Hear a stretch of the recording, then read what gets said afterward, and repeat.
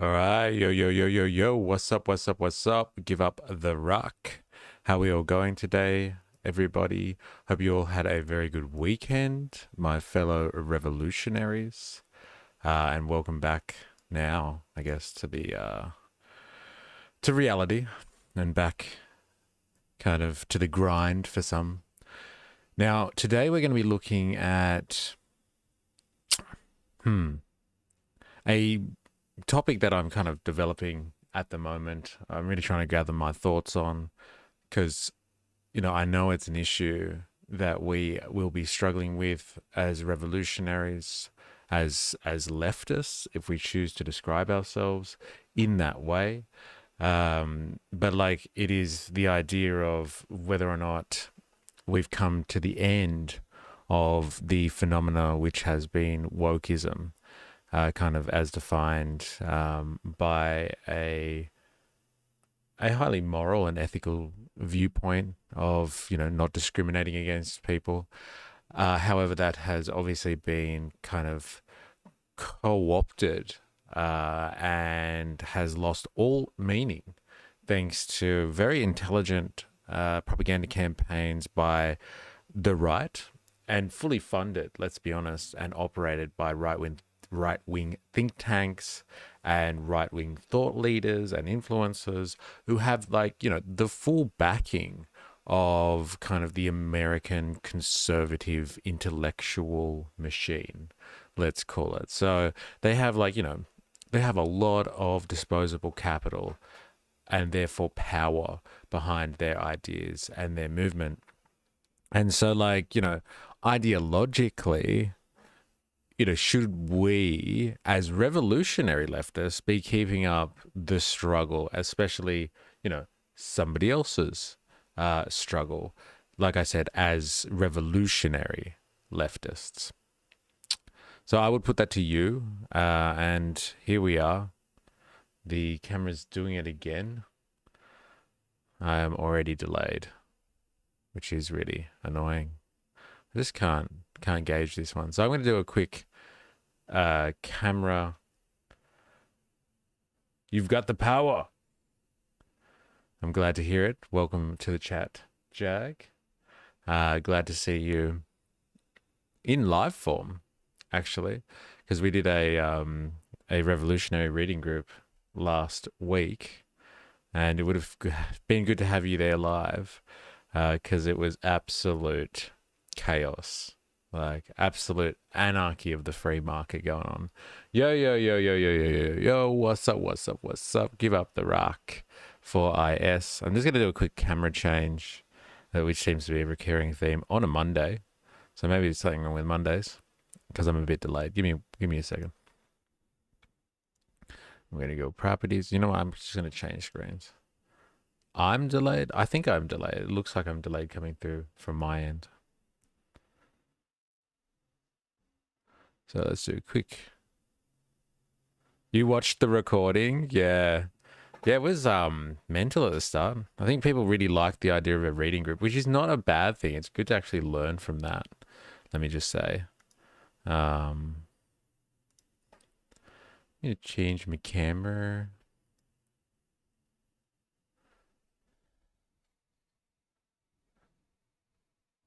See if that helps at all. Yo, what's up?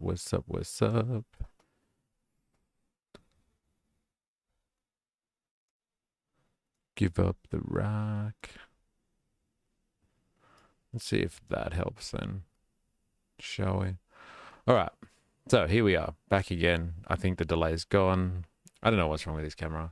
Yeah, it was pretty crazy for us. It was just made me question the why the algorithm recommended that. And I think it's just because it had the word reading group. So reading group seems to be popular. So I'm not gonna give up on that terminology. I think I'm gonna keep that. I like the idea of the reading group. I just need to be kind of more directed about like the topic and focus more on the topic at hand as opposed to the reading group element. But like, yeah, people kind of jumped on because there was the word revolution and the word reading group. And so like, what a formula. People seem to be all over that one like a rash. and just like, yeah, wanted to get in. And there were a couple of trolls in there as well. Yeah, yeah. So, but I think, yeah, generally the idea is really, really solid. I just need to kind of develop that a little bit more. Now, today, yeah, we are going to be looking at something that, like I said, I'm developing the idea further about um, kind of dropping the woke side of leftism. I'm going to split it down the middle, and I'm going to make a call.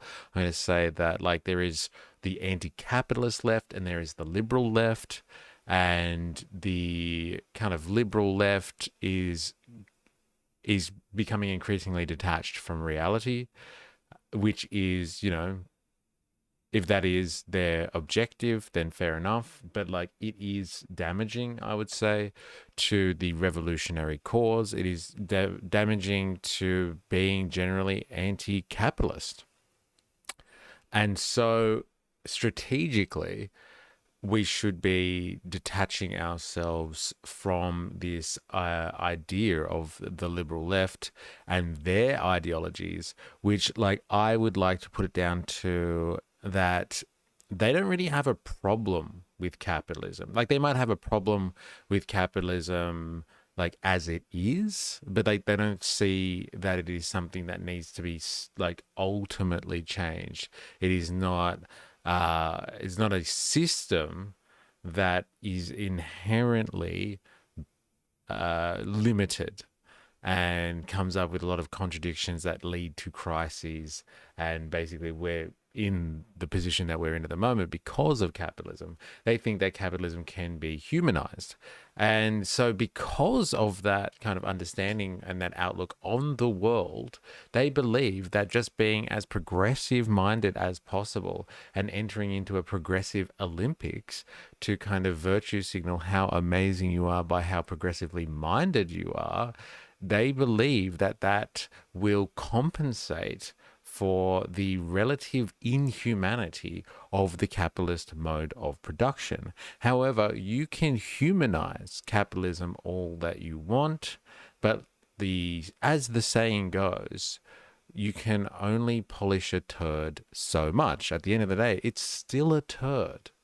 And so this is where I believe, in terms of outlook, understanding, and ultimate strategy, the liberal left is divergent to the revolutionary left or the anti-capitalist left. And I will use that broad-reaching terminology as in anti-capitalist, like I've said before, as like an umbrella term. So anti-capitalist will capture, you know, everything that is kind of looking to dismantle capitalism for an alternative source of social organization.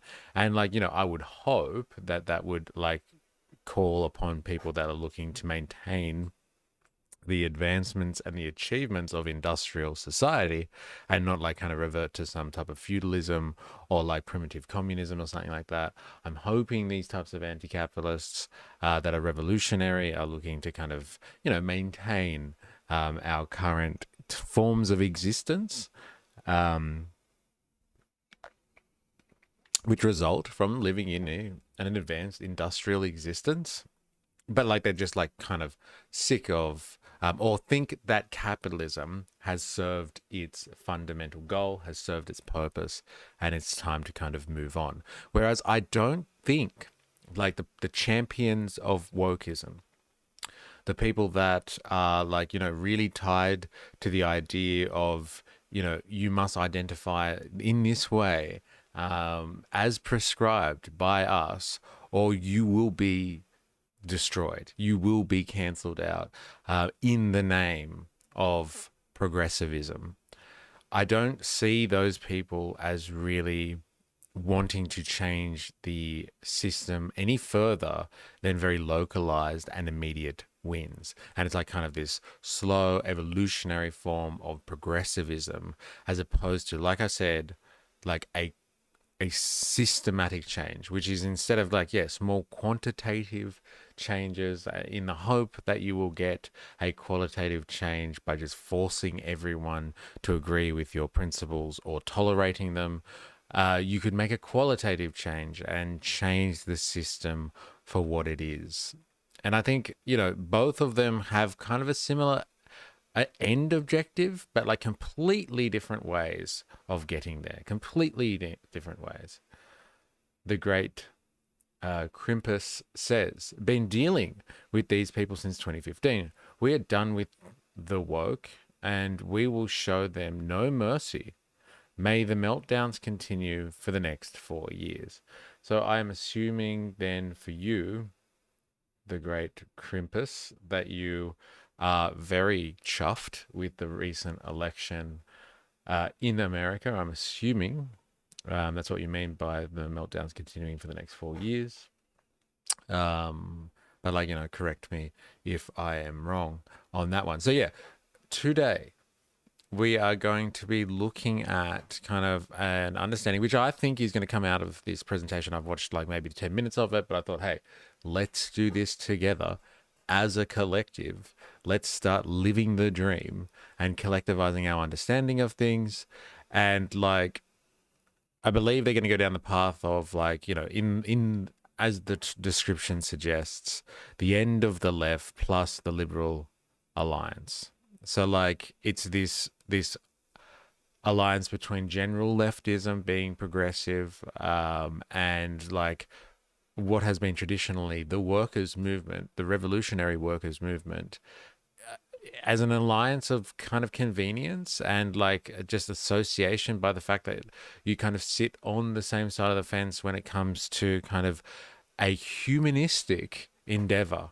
And like I said, the difference though is that like the liberal left will want to humanize capitalism, where like the ultimate objective of the humanizing effect of anti-capitalism is that you're looking to improve the lot of everyone by changing our economic outlook, which like how we reproduce ourselves as society, changing how we reproduce ourselves as society, to ultimately gain a higher form of humanism, like just not being an asshole, and if you have resources, making sure that they are dispersed with some sense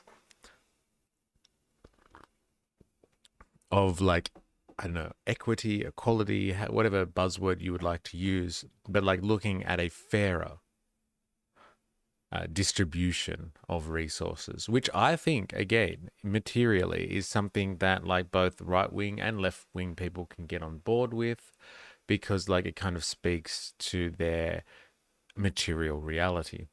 So anyway, let's have a look together at what this gentleman by the name of Will Menaker says in relation to this. I've really seen this stuff come up just like here and there on my feed. This Joshua Citarella, who is like from Doomscroll or something like that.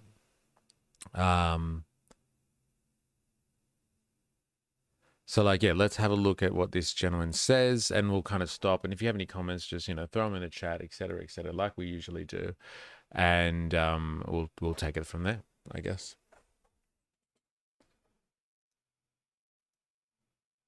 The end of any kind of left liberal alliance in America. Who do you hate? Who are you angry at? It is the end of any kind of left liberal alliance in American politics. There's no hope in changing the Democratic Party from within. Is woke over? Yeah. Wings of cheese in the building. How we doing? Wings of cheese have descended from the heavens and have graced us with his presence. So welcome. We are furthering on my rant, my ongoing rant now about kind of the end of wokeism as we know it, as in like detaching ourselves from this kind of intangible and amorphous liberal ideology. I'm going to call it liberal from now on. Liberal ideology. Because like liberalism is supposed to be about tolerance and stuff like that. And so like you can say, you can make the case that wokeism is a manifestation of like, I don't know, late stage capitalist hyper-consumerist tolerance without any type of kind of anchor in anything really material, anything based in reality, and it kind of floats off and like develops of its own, kind of like I guess a cancer would. It kind of it's a growth in the system, an imbalance in the system, and grows and like morphs into something in its own right, and is a disruptor and starts destroying the flow of the actual organism that it's attached to. It's a stain on modern revolutionary movements. Fuck, I have been like, can I just say, I've been thinking about this stuff for a while now, and like, I never really came out with it, because like, I was just not sure people were ready for this type of stuff. I really did think that everyone was very kind of dogmatic in their approaches to kind of, being, being woke and like wanting to kind of, develop themselves in the culture wars and identity politics and kind of immerse themselves in that type of thing. But like, you're not the first one who said this and with such zeal, wings of cheese, as in like, yeah, it's a stain on modern revolutionary movements.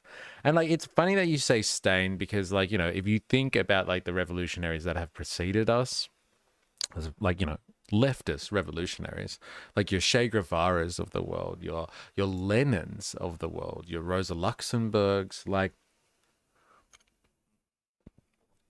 they would not have given the same weight to the types of identity related issues that we give significant weight to today, it would seem, as a I don't know, a group, as a collective on the left. So yeah, this is where we're at, and you've just caught us in time. We're going to start this this discussion with Will Menaker, who's from El Chapo podcast or something like that, which is like kind of a long-standing kind of leftist podcast between like a bunch of uni boys, some who kind of cut their teeth talking, I guess, kind of controversially about politics and stuff like that.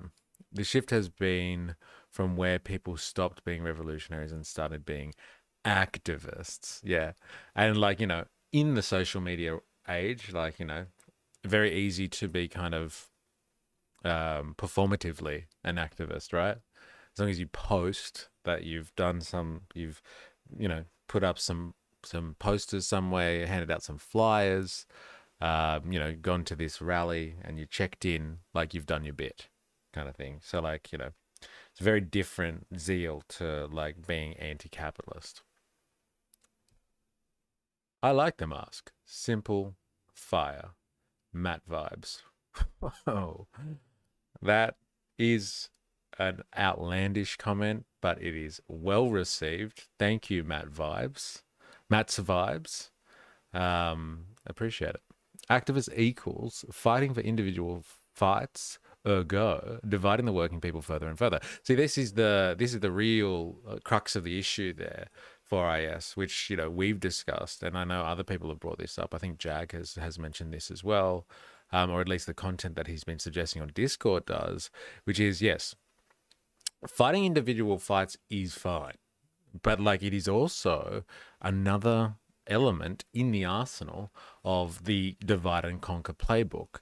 And so like, individual fights in and of themselves fought, almost in spontaneity with the issue at hand is completely ethically, morally sound, like rock solid. But like if you institutionalize individual struggles like you would as a large corporation, or like a large bureaucracy like in a government sector or something like that, and you change policy, bourgeois representative governments bringing in policies that like mandate kind of individual struggles and give primacy to some over others, this is where you just start to fracture the working class into 1,000 pieces, and like it is really concerning.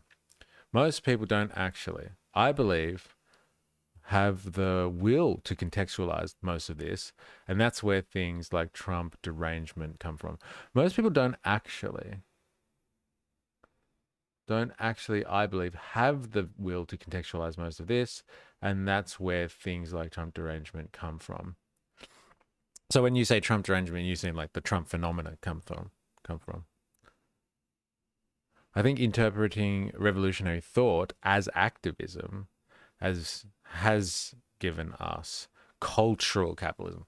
Yeah, that's an interesting one, isn't it? Because cultural capitalism is a very concentrated and extreme version of consumerism, I guess you would say, or the consumer culture that struggles to allow capital to reproduce itself in kind of just awfully ridiculous levels of overproduction. And like, yeah, I guess you could say activism is kind of like, yeah, culturally projecting your, radical tendencies kind of thing to a large group. Like our Democrats are not fighting for our people, they're fighting to cover up what they did, right? Yeah. And like, I think you're going to find in this piece as well, they're spinning everything personally. And yeah, you're going to find in this piece as well, like there's a lot of discussion, I think. Well, in the first 10 minutes there was anyway. I don't know about the rest of it, about like how the Democrats are just like completely, succumbed to this kind of liberal outlook of the world, which is like completely based in kind of identity and vibes and, just going with it, as opposed to having a very structured attack plan for kind of winning and maintaining office, which is the complete opposite with the Republicans. They really do have an attack plan that is more than just based on vibes.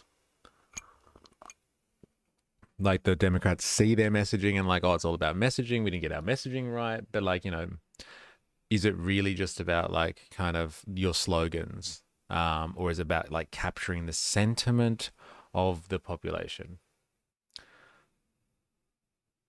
I do. I am calling them the liberal left from now. Yeah. This is my point of delineation. When you identify with everything the right is doing, you lose your own identifier. Paraphrasing MysterE. I've been quoted. It's true though. Like I do like that concept that like, like you have to be careful of kind of defining yourself only by your opposite. Then like at the end of the day, let's just say they disappear, then like you'll be like, oh fuck, what do I do now? Like kind of thing. Like, the anti-fascists, okay? That's a really good example. Anti-fascists are like, honorable because they are anti-fascist, right? And they really only exist in the face of fascism. So whenever fascism has popped its head up, so like, in the prelude to World War II, into like, post-World War struggles with skinheads and neo-Nazis and neo-fascists and stuff, anti-fascists would rise. But like if those threats went away, it wasn't like the anti-fascists were like, hey, well, what are we going to do on the weekends now? They're just like, all right, let's just go back to our lives, because like we've sorted out the fascists uprisings in our locality, in our regions. And so like I don't think the left should just be a response to like, Trump's derangement, as Matt's Vibes has noted. So I think your main point, MysterE, is that we should structurally attack capitalism rather than fight culture wars. Unite the masses and struggle for their shared interests. Yes, I do. And like there is way more possibility. I'm not saying this is a silver bullet. I'm not even saying that this is going to be successful, but there's way more opportunity. If we're willing to assess the situation that has happened in the recent history, there's way more opportunity to unite masses of people, if we kind of look at the struggle against like just the tendencies of capitalism, as opposed to like just fighting another culture war as defined by some like, I don't know, hipster that lives in an urban center somewhere in the developed world, who, wants to put another notch on their belt kind of thing. Not that there's anything wrong with hipsters. So let us start. And let us stop. At any point, just give us a shout out in the chat. Of course it's fucking over. We elected Donald Trump president a second time. Hopefully President G, if you're watching this, I'm ready, I'm available. Put me in, coach. I'm ready to play. We are preparing the ground for you in this country. We are ready to collaborate. And just let's link and build, brother. Let's do it. Welcome to Doomscroll. I'm your host, Joshua Citarella. My guest is Will Menaker, a host of the Chapo Trap House podcast and a co-author of the Chapo Guide to Revolution. Look at AOC now, and like I was gonna ask. Whenever I'm critical of her, like people crawl up my ass or whatever, and like I spent years probably like biting my tongue because I'm not trying to be like as reflexively like to shit on her as much as we need to differentiate the political program from whatever AOC is doing with this like bodies and space. Recently like what she just lost her like oversight committee bid to head up that committee to a guy who's like 75 and has cancer. Yes, this is El Chapo. Like I was saying before, this is like the podcast they cut their teeth in like, I don't know, the 2010s, early 2010s. As a bunch of college guys that wanted to speak about politics and stuff like that. What's his name? Before I asked, you gave me a book of theirs, of his, Ben Burgess. I believe Ben Burgess is associated with them somehow. Another contemporary of theirs. And I just see that and I think, good. Buy the ticket, take the ride. Because like, I mean, this is what you wanted. This is what you wanted. So like, I mean, and yeah, it was her on stage at the DNC saying they're working tirelessly for a ceasefire. Give me a fucking break. That to me was like that. That was, I mean, like it's just like, I rooted for her when she first got in office. But I was skeptical then, but now I don't have to be skeptical anymore. There is no hope in any of this. Yeah. There's no hope in changing the dirtbag left. Interesting. Yeah. Well, that's it, right? Like if you get like kind of blacklisted by this left liberal establishment, you're a dirtbag because like you don't play by their rules and you don't bow to their rituals when they say that's appropriate to do so. The Democratic Party from within. Why did Trump win the election? Well, because more people voted for him than his opponent, Kamala Harris. You don't say. Yeah. It's a numbers game, really, at the end of the day. However, actually, in our system of government, it's actually the numbers you get from the state electors. But yeah, essentially, he got more delegates and votes than Kamala Harris. So, I mean, yeah, if you're looking for a reason why he won the election, I think it's because more people wanted him to be president than his opponent. Well, let's begin with Joe Biden not stepping down after the 2022 midterms. And he just, it's like, LBJ style said, I'm not seeking a second term. And the Democrats had something like a real primary.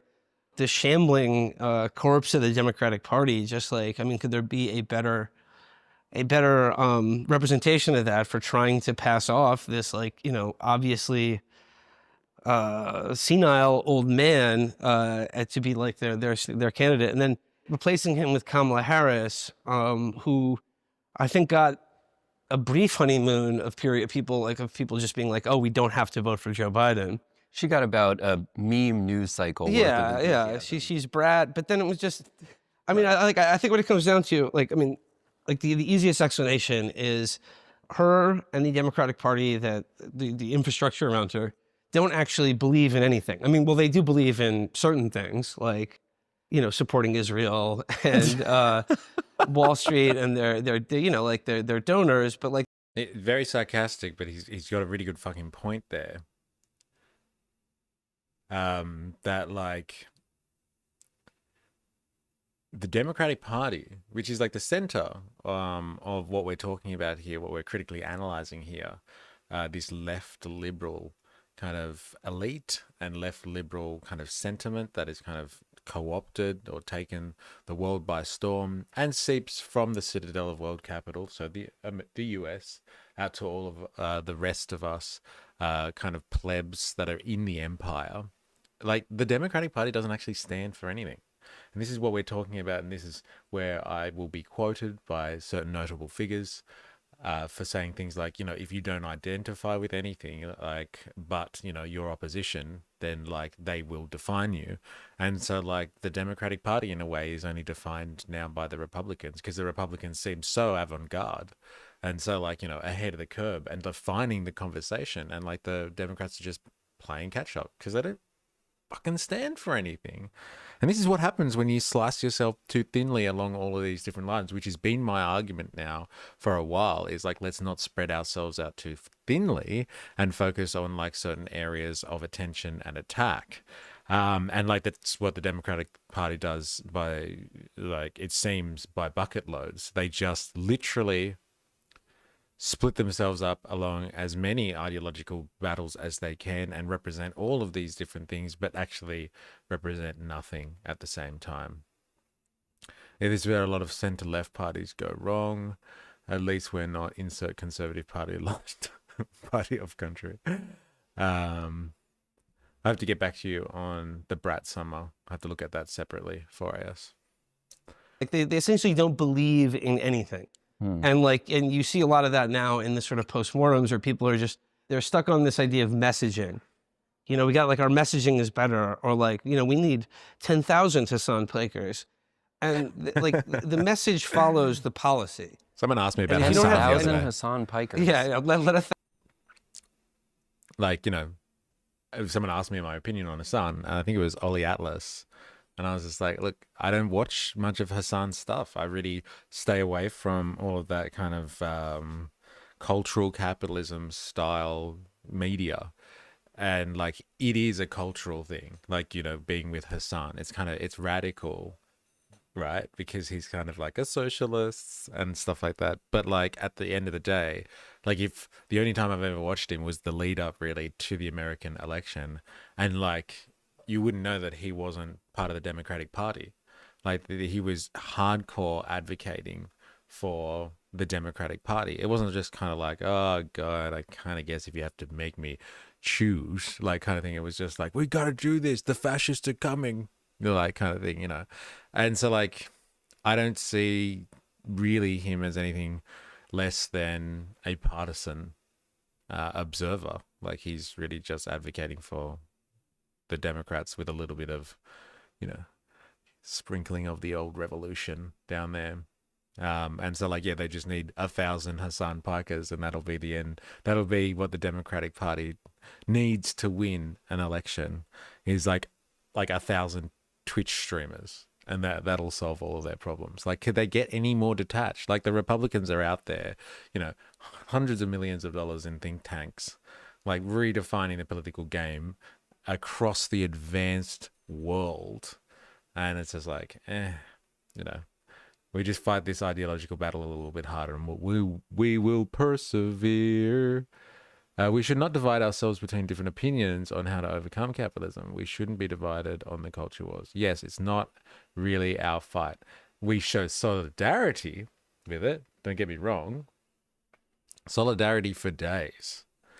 But it is not our core objective. It's not our fight, the culture wars, to have, because that is it is a war defined under the capitalist mode of production and from the ideology of the ruling class, which is the bourgeoisie. The culture wars is a bourgeois ideological framework.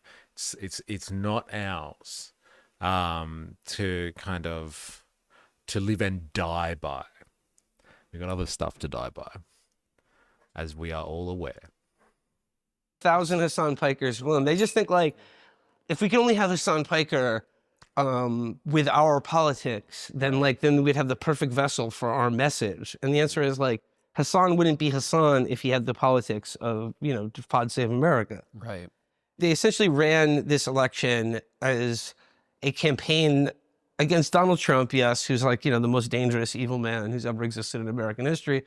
But they really did also run a campaign against their own base. And they ran a campaign to essentially demoralize their own base on behalf of this an imaginary like tranche of voters that existed on their spreadsheets. And I think who is that imaginary voter? Like, you know, the moderate voter, or the Republican voter that's, you know, voted Republican their whole life, but is uncomfortable with Donald Trump because of, you know, January 6th or Russia or blah, blah, blah. The list goes down. It's just like a campaign for anyone but, I don't know, like they're the base. They're like, you know, anyone like liberal or progressive or a young person in this country. They didn't give people anything to vote for. And why would anyone vote for Republican light when the full fat version is on offer and half the price. So, I mean, I think that's really what it comes down to. Republican light. I think that this is my problem with the caucus and the ALP. They shut down the CFMEU and supported the anti-protest laws. They've gone out of their way to say F you to their base. They do say that a lot. I know a lot of ALP rank and file who are pissed off with them. And so like he's just described how like the Democrats have completely turned against like the youth and like kind of progressives and liberals and stuff like that. I'm a little torn with Hassan. I think he's very well read. I do watch his content. I do think he's intelligent, someone pointed. Apparently he has helped with organizing unions in the US. But look, again, he is... I'm sure he's very well read. I'm sure he's very articulate. I'm sure he's very intelligent, and I'm sure he does stuff to help kind of, you know, American politics in a progressive manner. But like the stuff I have digested of his is just basically been him trying to get the Democrats into office, never critiquing any further than at surface level, not scratching to the bottom of the problems with that party or that system. Just trying to turn people away from Trump. And at the end of the day, that is just partisan politics. It's not revolutionary. It's not, which I know is part of his shtick. He's a socialist. He's revolutionary. You know, he's going to change the world, kind of thing. It was hard to swallow watching that stuff, especially as an Australian as well, someone not in the American system. And just being like, why are you going so hard for the Democratic Party? Like, you know, he's got such pull, right? Such political influence. Like, you know, he's being name dropped by people as like, you know, the solution to the Democratic Party's problems. We need 1,000 of this guy. Then like he could use his political weight if he really, you know, was a socialist or revolutionary to form or support third-party candidates. He could do that. He could easily do that, but he didn't. He voted for the machine. And like, you know, pretty fucking capitalist part of that machine, can I just say. Like the Democrats by no way are not representative of the interests of the bourgeoisie in America. Like no way. Like they are probably more corporate in some ways than like the Republicans nowadays, who are a little bit more detached and have gone down like kind of an old school, old money version of American politics, or the American bourgeoisie, as opposed to like the new corporate, like shiny side of the American bourgeoisie. So like, I don't know, he could have been more revolutionary. I don't know, maybe that's just rich coming from me living over here, or maybe that's just, you know, rich coming from me because like I don't understand what it's like having that level of influence and power. Maybe he thinks that this is exactly what he should be doing with his influence. I guess we'll never know. Like the Democrats didn't offer anything to anyone. They don't believe in anything. And say what you will about Donald Trump and the MAGA Republican Party, but it's pretty clear, you know, what they're offering, what they offer the people they vote. I just realized this is going to take a while, so like, change the speed.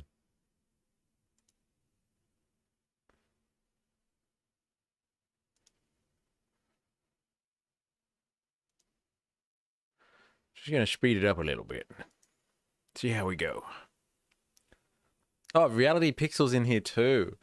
Far out. It's the veritable who's who of the Discord server in here today. Labour seems to be following suit here. Yes. Talk to 4IS about that. He cries himself to sleep over it all night. Every night.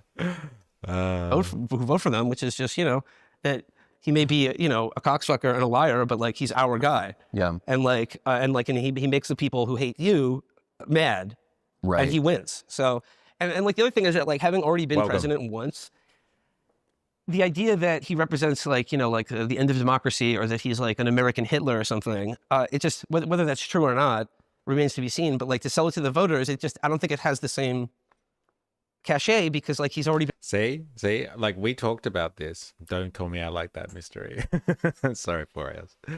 Of course you don't cry yourself to sleep over the ALP every night. Oh, this is what he's saying here. Like, I was going off about this last week. I hate how, like, people on the left, like, they're only opposition to Republicans or just like anyone on the right that doesn't agree with them. Is like, you're a fascist. You're a fascist. And it's just like, you know, it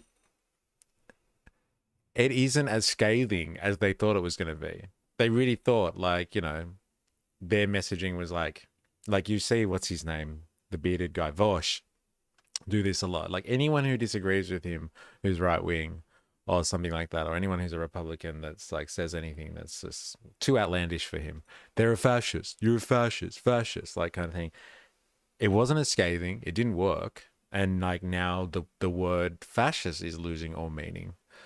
Like, it used to be reserved as it's like the ultimate put down. Like, once you were called that, you were basically had to leave whatever room you were in shame, because like no one wanted to be called a fascist. And now it's kind of just like, it's almost been emptied out completely. Been president for 4 years. Right. He didn't do like a horrible genocide in the first term. So maybe that's not going to happen in the second. Yeah, exactly. Well, actually, it is going to happen in the second, but not here. Well, unfortunately, it was Joe Biden who did that in his first term in office. The two-party system has just like, people are just sick of it. People are tired of politics. And Donald Trump is entertaining. He's the guy on TV. And if he's your guy, you get to see him on TV and you get to see him winning and winding up the people you hate. Right. And, like, it just comes back to like Kamala Harris and the Democrats. Like, who do you hate? Who are you angry at? They're angry at Donald Trump, but like, I don't think that, like, a guy who's already been president and like outside of the, committed MSNBC watchers, I just don't think that like it's a force that really the people connect to too much in their daily lives. There's also margins among, as you mentioned, the traditional constituencies of the Democratic Party, of young people, people of color, the working class. Just like here in New York City, just like at Queens. They're all leaning more and more red. The only group that actually broke for Kamala more this election than last election was old white people.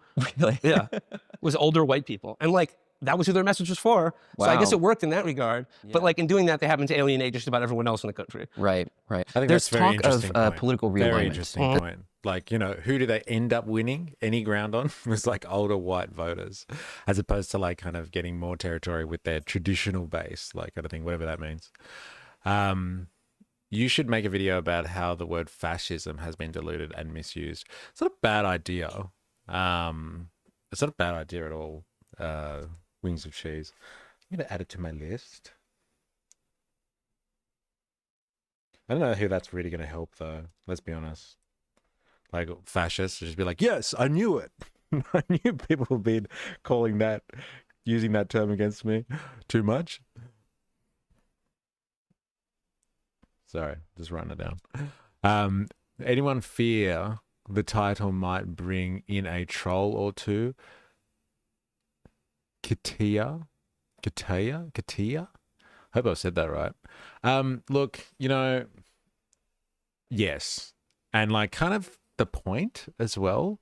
I don't know if you've been in these live streams before, but we do encourage the more creative trolls as opposed to the ones that are just like like kind of thing and just like say something and jump out. Like the ones that want to sit around and argue because they think that they've got a point to make. Like we actually like to entertain that. So like, yes, I don't mind that this might attract a troll or two because it does allow us to develop our own thoughts of usually people that are also in the working class and gives them thought-provoking trolls. Yes, we like the thought-provoking trolls. Thank you. I knew there was a better way to articulate that. So, Katia? Yeah. There's your potential answer there. Having said that, I've noticed that conservative voters are much more receptive when you identify as a progressive and don't immediately call them the F word. Almost like when you don't immediately act like in a reactionary way. The proletariat. I like that. There we go. We are fond of playing with the word proletariat here. Much like yourself, Jerry Poppins. You thought-provoking troll, you. And we don't drudge you. We love you, Jerry Poppins. We do. It's a great resurgence you're having at the moment too. 2 comments in 2 streams. Off the chain. As people describe it. I have some skepticism towards this. There's the emergence of what people call the new right, this GOP support for labor. And within that, there are various constituencies, some of which have important disagreements with each other. How do you understand this emergent faction, this group that people call the new right? I don't take any of the political commitments seriously. Like, I don't think we're going to see a new right that is, let's say, opposed to American empire or for the working class outside of, Yeah, that's actually what happens most of the time, is like, is like you say something that isn't like reactive, and then you try to say, hey, well, tell us what you're thinking, and then they just fuck off. They're just gone in seconds. And you're like, oh, well, fair enough then. I guess we'll get back to what we were doing then. Their political branding. But like, I understand it as a phenomenon that is, if Donald Trump has done nothing else in his time as like the dominant political figure in this era of American history, I think like the thing he's done that's going to have the most long-reaching effects is that I think he has severed in the popular consciousness like the association between voting Republican and like wearing a suit and tie every day. Right. I want to use this term carefully. Like, there's a countercultural element to like the association between voting Republican and like wearing a suit and tie every day. Right. I want to use this term carefully. Like, there's a countercultural element to voting Republican now, that it's like, they can metabolize any kind of weird contradictory beliefs that happens to be like how most voters in this country think. And I just think like to the new right, to the extent that it exists at all, I mean, it's the old right. It's just like the same political commitments and obsessions. But like, I think they've managed to, through Donald Trump, like rebrand into a kind of, like, I don't know, slobs versus snobs thing, or like I said, just like he made it okay to be weird. He made it okay to be weird and vote Republican. So like, this is it. Like, this is my sentiment here, is that like when it comes to kind of this, like, is it time to just detach ourselves from this wokeism kind of stuff?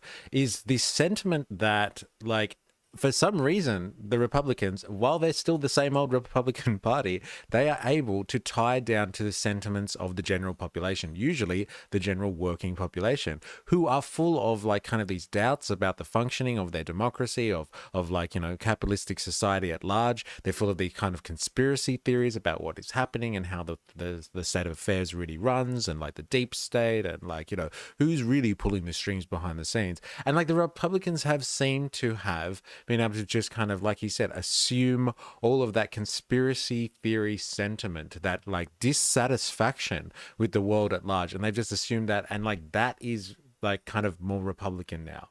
Like, it was kind of more radical back in the day to be kind of leftist and like conspiracy theory-esque and like, anti-establishment and all that sort of stuff. But like Republican is anti-establishment now.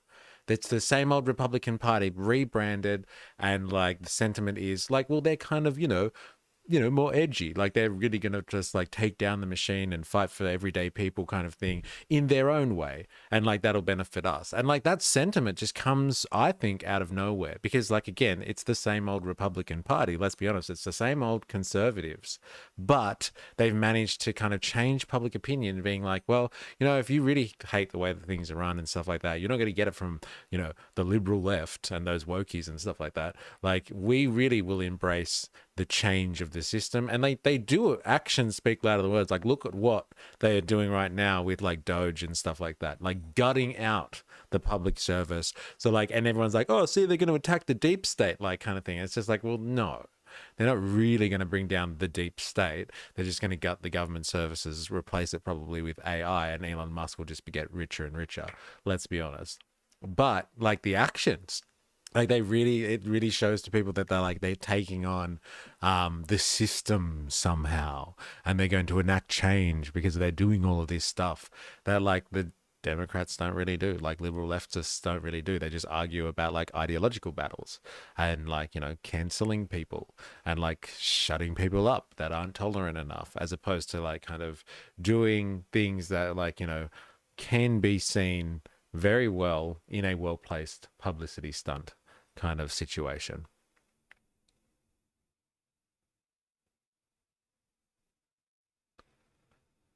I'm happy these guys where we are watching don't look like weapons lobbyists in this stream. Yeah, it's rare, isn't it?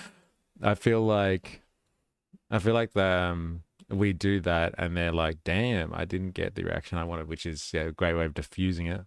I noticed that, like, looking at old reaction videos of conspiracy theory videos of COVID, like a lot of them were just MAGA supporters. Well, like, it's true. And like a lot of that sort of a sentiment, that radical sentiment, is Republican now. It's weird. Or conservative now. To be conservative is to be now radical. Like, what a world we're living in where that's like conservative people are radical all of a sudden. You kind of see the con. And the reliable pendulum swings. Yeah, this is your grand pendulum theory, Jerry Poppins. You talked about that years ago. The hot take I have is that anti-discrimination, or things that are related to it, contradicts the American dream, meritocracy ideas that the working people believe in. It's easier for people to fight identity than the struggle they are trying to do better for their families. Yeah, it's like easy wins on the board, low-hanging fruit. Like, it's so much easier. And then you can say, look at all of the stuff that I have achieved. I fought for like this individual over there, or like this very small and minute struggle, like very effectual for the people that were struggling it. But like, you know, look at that, like how instrumental I was in that. Like, I didn't do anything to change the actual system that perpetuates this type of stuff, and sooner or later they're going to fall back into that same trend. But like, you know, look at what I did. Looks good on paper.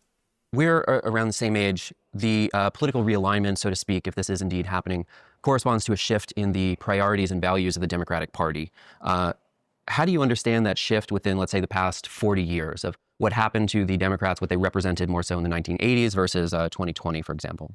I think the Democrats have basically represented the same thing as long as I've been alive. I don't think there's been any big shift there. I just think people are finding it entirely lacking. I think they represent, you know, capital and empire, and in fact, more efficiently than the right wing does in a lot of ways. I mean, I think they stand for their donors. They stand for Wall Street, and they stand for, you know, American military empire. And I mean, like, I don't really know what's changed in terms of, I mean, maybe just like the language they use. Maybe like, you know, post 2016, they talk about bodies and spaces and privilege and representation, but like what they stand for and who they represent, same with the Republican Party. I don't see much. I just see like the characters that we see on TV has changed, and maybe the branding has shifted. But like, I mean, I see both political parties essentially basically representing the same interests they did when I was born. The New Deal was the dominant paradigm for most of the 20th century. And I think like that changed in the late 70s, where it was just like, it used to be that like, even if you were a Republican president or had a Republican Congress, they were still operating basically under the assumption that like the New Deal and what it created, and the idea of like a big government, or a government that like intervenes in the market on behalf of its voters, is, you know, like you had to play by those rules. And then, you know, by the time I was born, that was pretty much done. And we've seen like a steady erosion of the very idea that like that there is anything other than the market in our society. And I think both political parties, and like, this is exactly what is happening right now with like Trump and the boys, like the tech bros and stuff like that, especially Elon Musk. Like, this is the full development and manifestation of the neoliberal ideology, in terms of like big government, big problem, let the market unfettered do its thing, everyone benefits kind of thing. And so like, they are just slashing and burning the government sector, which is like, you know, I'm sure there is a lot of inefficiency in government. I'm sure. And I'm sure there's a lot of nepotism and cronyism that goes on in government too, because like, you know, it's not what you know, it's who you know. And like, so there would be a lot of efficiencies in that regard too. But like, they're not just like, you know, when a change of government comes in and you appoint your own kind of people that will like, you know, deliver on your agenda kind of thing. They're not just gutting out the service and reappointing people. They're taking positions away. They are dramatically reducing the size of the bureaucracy. Now, you know, people will say that this is like in order to make it more efficient and like cost cutting and all that sort of stuff. But like, if you look at people that like are extremely against this type of stuff, their rhetoric is like, they're going to be bringing in big tax cuts for the biggest end of town in America, and they need to be able to pay for that somehow. And so they're going to gut out trillions of dollars in government spending to be able to do that. It's a big call. I've heard some other people talk about like how, you know, if you replace the bureaucracy, and the bureaucracy is this, It is a form of administration, and administration is fairly binary at the end of the day. Like, fill out this application form, it will be processed in this many days, and you will get your response, like kind of thing. That's what bureaucracy is for a large part. There is a little bit of decision making that usually happens at the higher echelons, but for a large part of the bureaucratic machine in a government mode is like kind of, tick the box, and like, if you just do this, we'll let you know the result and pay this fee, and like you'll get processed, kind of thing. And processing can be done by AI.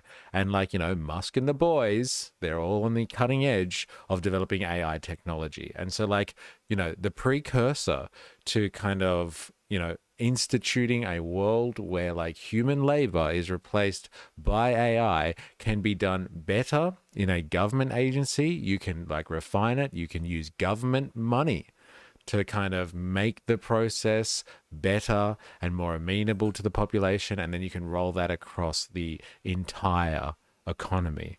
So like, there is a reason why the tech bros, and especially Elon Musk, is doing this. And it's not just because he wants to make the world a better place, which is the rhetoric that we're getting from these people at the moment. And so like, this is just an extension of that neoliberal mindset. Remember, it's privatize everything, reduce government to the max.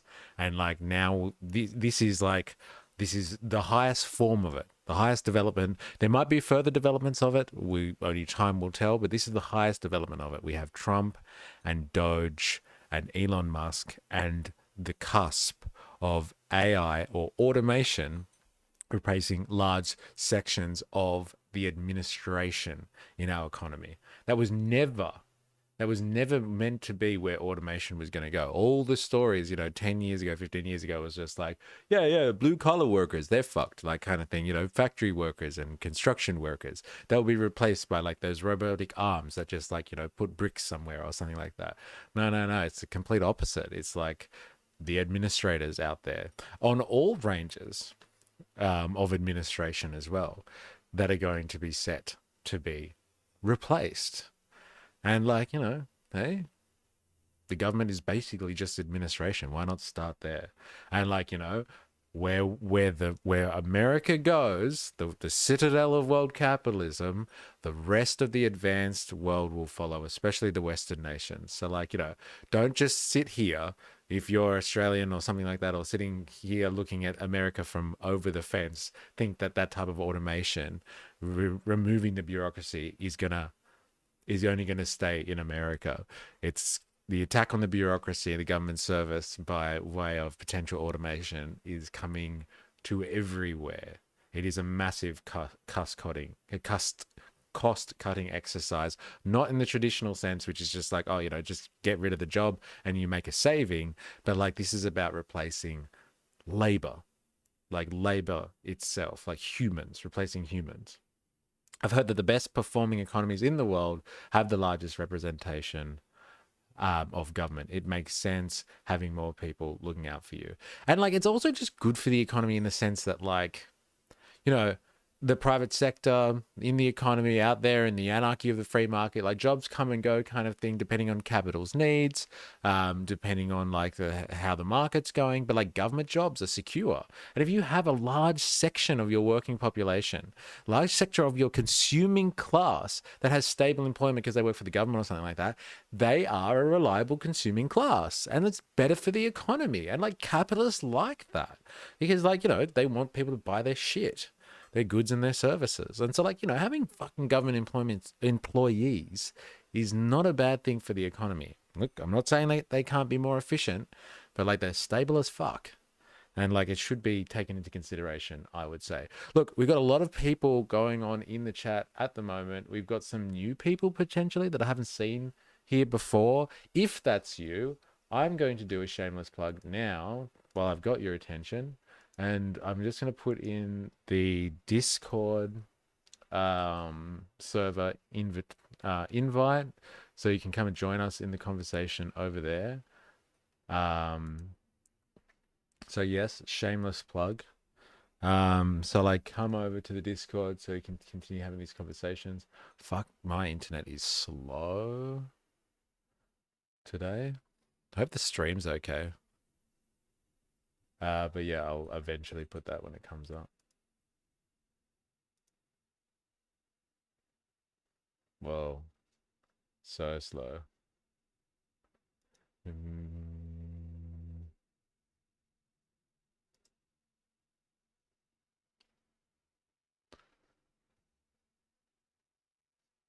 There we go. Took your time. All right. All right, here we go. Here's the Discord. Join up. Join up. Do yourself a favor. And like, if you're interested in getting notifications, because social media usually sucks with notifications, come join for free on Patreon and you will get notifications. Like I said, you can join for free. No strings. It's basically Keynesian economics. It helps capital more than working people. The byproduct is it helps working people, but its main purpose is recycling capital. So I guess I'm safe for a while then. You are. You're safe, yeah, for as long as they find it necessary to keep people working in construction. Have you ever thought about going to NK or Vietnam? I'm not gonna lie to you, I have, and I think that like Vietnam would be way more accessible. I know that Jerry Poppins has been to Vietnam, especially to the north, Ho Chi Minh City, and like it was an eye-opening experience for him. Yes, Jag, I think you've mentioned that before. Was it your brother that's been there or you? I'm not sure. North Korea, well, yeah, well, absolutely would love to see it. I just don't know logistically how that's going to work for me. So, yes, on both accounts, I would love to go there. And, you know, maybe after I unmask, I'll do one of those roving MysterE tours where, like, he goes to former socialist states or something like that. Oh, you spent a month over there. Okay. Nice. Jerry Poppins spent a fair while over there tasting the local cuisine as well. So good on you, Jerry. All right, let's get back to it. It's a beautiful country, amazing people, amazing food. One of my favorite countries I've ever been to. Yeah, the food, that's the bomb. Yeah.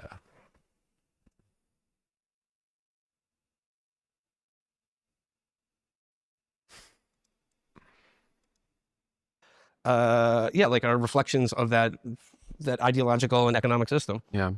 Who represents the interests of labor now? Good question. Podcasters. We do. Yeah, podcasters. Podcasters who are more, who work hard. No. I mean, like the labor unions to the extent that they still exist in the private sector, and more so in the public sector. But like, yeah, workers themselves, like it certainly isn't any political party in this country. And I would imagine that you have very little faith in Trump actually governing as a populist in any capacity. Well, he still could surprise you. Look at his cabinet picks. They're all very strange, wild, and they really might surprise you. He's kind of thrown us off the scent a little bit here. There's things zigzagging across the spectrum with some of these picks. No, I mean, I think the truth about Donald Trump is that he governed like any other Republican president would. And that's the thing that like for his supporters and for people in the Democratic Party, I don't think they can get around. Honda's huge stock clearance is now. Boo, they want us to buy a car. Anyone want to buy a car?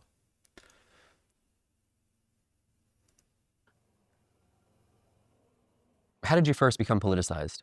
I mean, I don't know. Like I grew up in a upper middle class liberal family on the Upper West Side of Manhattan.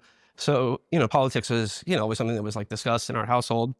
I would say like in terms of what like severed my belief that liberalism or that the Democratic Party was really on my side or like represented the things that I believed in was definitely the Iraq War and the entire war on terror and like the Bush years. Right. And it was seeing like, not just like pretty much every Democratic politician, but also just like all the organs of what I thought was like, the respectable liberal media, be it the New York Times or the New Yorker or just all basically get on board for like George W. Bush and the war on terror and invading Iraq. Yeah. And then like that to me when I was like, okay, like something about what I believed is incorrect or it's just not adding up or like these people are not on my side. So if anti-war sentiment is kind of the catalyst for becoming politicized in some capacity, in which direction did you go? What kind of material did you seek out?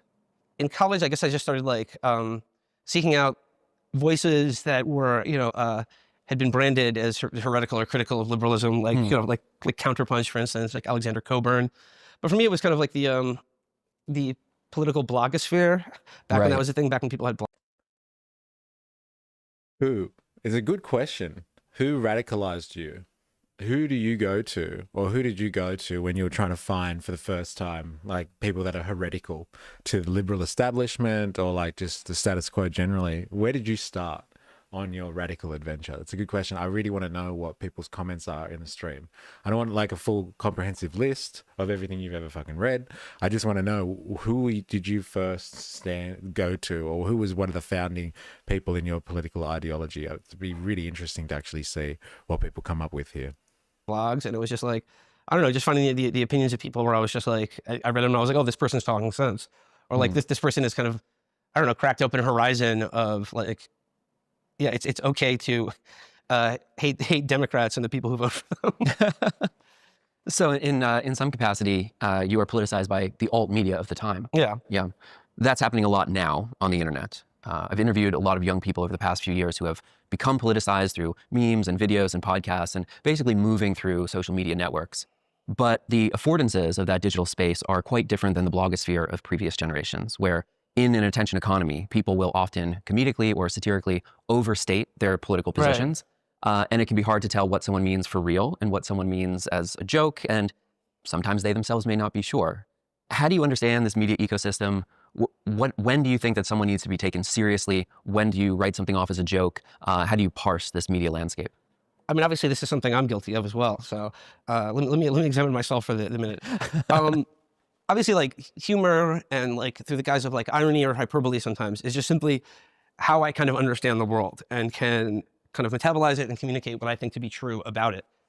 That being said, like if someone's not, for like to a mass audience, I kind of feel like if someone's not in on the joke or like, kind of fluent in the lingua franca of kind of like online politics or humor, like then that does become a question about like, what do you actually believe, or like, should I take this seriously, or are you just trying to wind people up for attention? Yeah. I think something is worthy of being taken seriously if you think it's funny. Like I think if something is genuinely funny to you, or I think that's worthy of considering like what the serious thought behind it is, or if there is any serious thought behind it. Yeah. Humor. There you go. Interesting. Very interesting. I'd have to say Noam Chomsky was one of my first major influences. Probably protest music. I grew up with System of a Down, but it's when I joined the ALP and started reading Marx, Chomsky and Lenin that I started to think more about it. Music-wise, 100%. System of a Down, holy crap. It seems like we have generally been forged in the same fires when it comes to music. Yeah, System of a Down, massive influence on myself as well. But yeah, similar Chomsky. I started with Chomsky myself. Like the first time I really sat down and tried to do some revolutionary reading was Lenin. And like I had no idea what he was talking about. I still remember that. And be like, what the is this guy going on about? Like seriously, he's an angry man. Our liberal postmodern politics has become so laden with irony. Good to see you, beasts and gods, by the way. So laden with irony that satire has become our new mode of political commentary and comedy, and tragedy has ceased to have any traditional meaning. I think it's because like we live constantly in a state of tragedy, beasts and gods. Unfortunately, or fortunately, however you want to look at it. And so like we've had enough with tragedy, and everyone likes to have at least a bit of a laugh when it comes to trying to envelop important political ideas. It just makes them all the more palatable than like just reliving the tragedy that we are all in, I guess you could say. But like, yeah, still interested. I know there's more people in the chat, so I'm still interested to know what it was that was your first radical reading, or helped radicalize you. Would you visit Cuba, Ollie Atlas? 100%. Yes, I would. I know someone who did, and they absolutely loved it. They thought that like it was like kind of just genuinely very authentic and romantic, the way that it has been kind of trapped in time. And so like, yes, I would. And like, apart from just the general cultural region, like, and reasons, sorry, like, hey, it's in the Caribbean. It's very Latin, like, what could go wrong with that type of fun-loving culture, right? Am I right? For the most part, I grew up liberal. Along the way, as a teenager, I was centrist, then neoliberal, but things became more clear on what is right, and that put me here. That is fucking interesting. That is really interesting, because like, I would say, reading the comments that you leave on videos and stuff like that, you're pretty hardcore in terms of your, I guess you would say, revolutionary or anti-capitalist sentiment. So if you've gone the full range of emotions, it'd be interesting to pick your brain, Ollie Atlas, one day about how you got there. I'd like to do interviews one day with the working class. So I would like to know how people kind of make the political journey, like kind of thing, going into the political desert for 40 days and for 40 nights, and then come out the other side with an understanding on where they sit in the world. Beasts and Gods. My literary touchstone is Northrop Frye. The Anatomy of Criticism. It's surprisingly amenable to adding Marxist class analysis to it. Interesting. I'm not across this. I might have to look it up. Thank you. Google pushed Sky News onto me and found Michael West Media and started reading, listening to Noam Chomsky a year or two ago, and also a System of a Down fan. It seems to be the running element going through all this. Found you through Friendly Geordie's podcast. Interesting. Yeah, Michael West. I spoke to Jordan about Michael West recently. I don't know if I'm allowed to talk about Michael West or not, but he didn't seem very, very happy with Michael West. I'll give you that much. Sat and thought a lot and couldn't come up with the name, and then he said humor, which blew a spark in my brain. Also, music came after you mentioned it. Bliss and Esso. There you go. So like, hip hop is obviously very radical and has a lot of association with the working class, let's be honest. So yeah, it was a bit of Australian hip hop. But comedy has done a lot in regards to forcing me to question things, yes. And like, who other than someone from El Chapo House, or the name of that podcast, like, because they are, what did you describe it as before? Rat bag leftists. They are rat bags. What did he say about Michael West? Curious, because he has always. I just think that he's like kind of not happy with like how Michael West, I think, kind of straddles the kind of opinion that like you have the liberals and like Labor is kind of liberal light, like, and he doesn't support Labor unrelentingly, let's just say. Jerry Poppins, you meet George Carlin. Yeah, dirtbag left. Yeah, George Carlin. Hey, he's not bad. That's a good way to like break yourself into out of the matrix. Comedy is revolutionary. Tragedy is reactionary. Interesting. I don't really watch Michael West Media or Friendly Geordies anymore. Just fascinated with the USA, Middle East, and Palestine stuff at the moment. Yeah, well, like constant fascination with the US, let's say. But like, again, citadel of world capital, it's hard to keep your eye off them. Whether it's, art or politics, I think like part of becoming, I don't know, like a mature or sort of self-confident in one's own beliefs is the ability to credit one's own like sense of taste and opinion. And I think like learning to do that is I think important, or it's like, I think it's what we should all aspire to, or like I would hope, like in terms of like if what I've done has like inspired other people, I hope it's along those lines. But like the thing is, if I agree with something, I think I take the person saying it and what's being said seriously. And if I don't, I don't. And like then I think it's just up to, like I said, your own internal ideological or moral compass to figure out for yourself what people and ideas are worthy of taken seriously. Well, it's impossible to mistake that a lot of the alt media ecosystem is dominated by comedians, like literal stand-up comedians, right? And there's some truth to this, that comedians can say truths that the rest of society can't. You know, a lot of these people are not like proper capital J journalists that went to journalism school. And there's something about like this approach and being able to satirize, you know, the kind of absurdities of our contemporary culture that resonates with a lot of people. Is that, though, a better way for people to become politicized compared to the maybe zines and blogs of the past? When I used to work in the publishing industry, when I was an assistant editor, and I had to read like, you know, manuscript submissions and determine like, do I want to bring this to an editorial board? Do I want to tell my boss that this is worthy of taking a look at?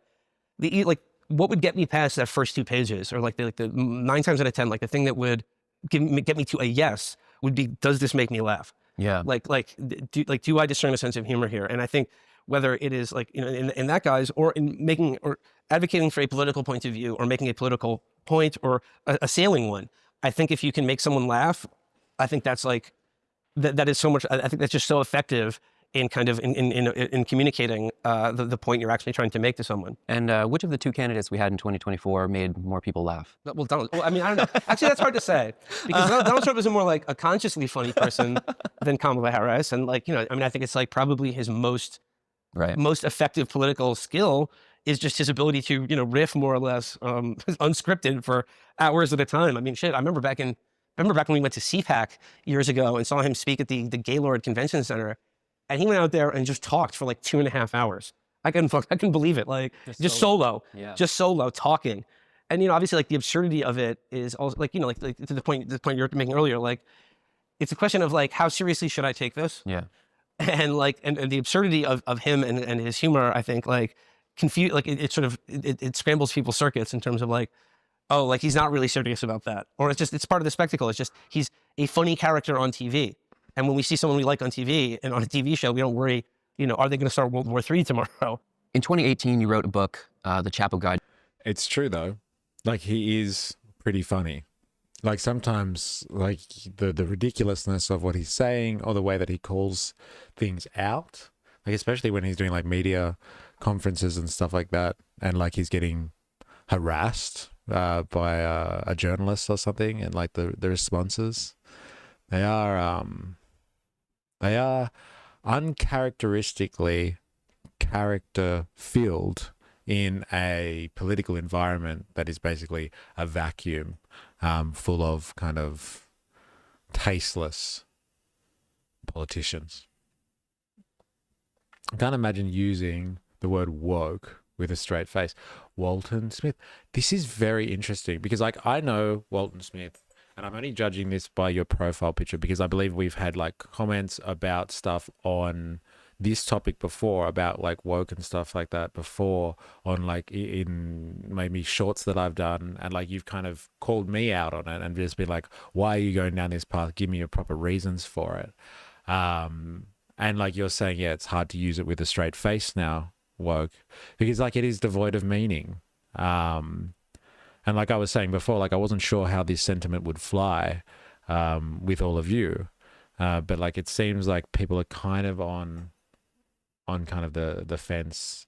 Kind of all on the same understanding when it comes to like how woke has kind of just lost, it's devoid of meaning now, and it's a hindrance to being able to connect to the working class anymore, which is absolutely essential as revolutionary leftists.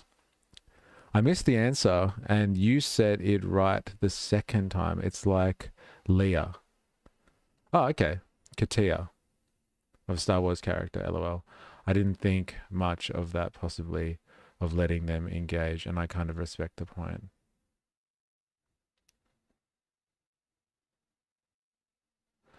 George Carlin, Colin Quinn, Bill Burr, Dave Chappelle, Norm Macdonald, and they all take jabs and give us something to think about. Yes, they do.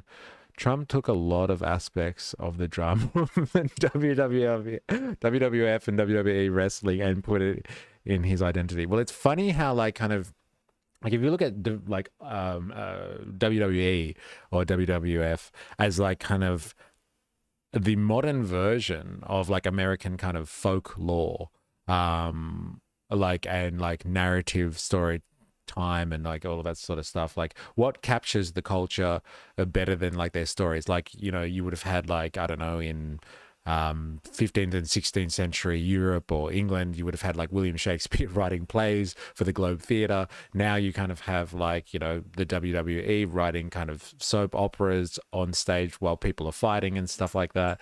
Like he's taken that sentiment, that what appeals to the masses, that type of drama, and like, you know, brought it to the political sphere, which is absolutely genius. It's absolutely incredible because it really does talk to people across the political spectrum, whether you like it or you don't. It seems to capture something. I understand your point, but to me, in a South American context, to me it sounds like something more segregationist, a segregationist governor would say. Right, well,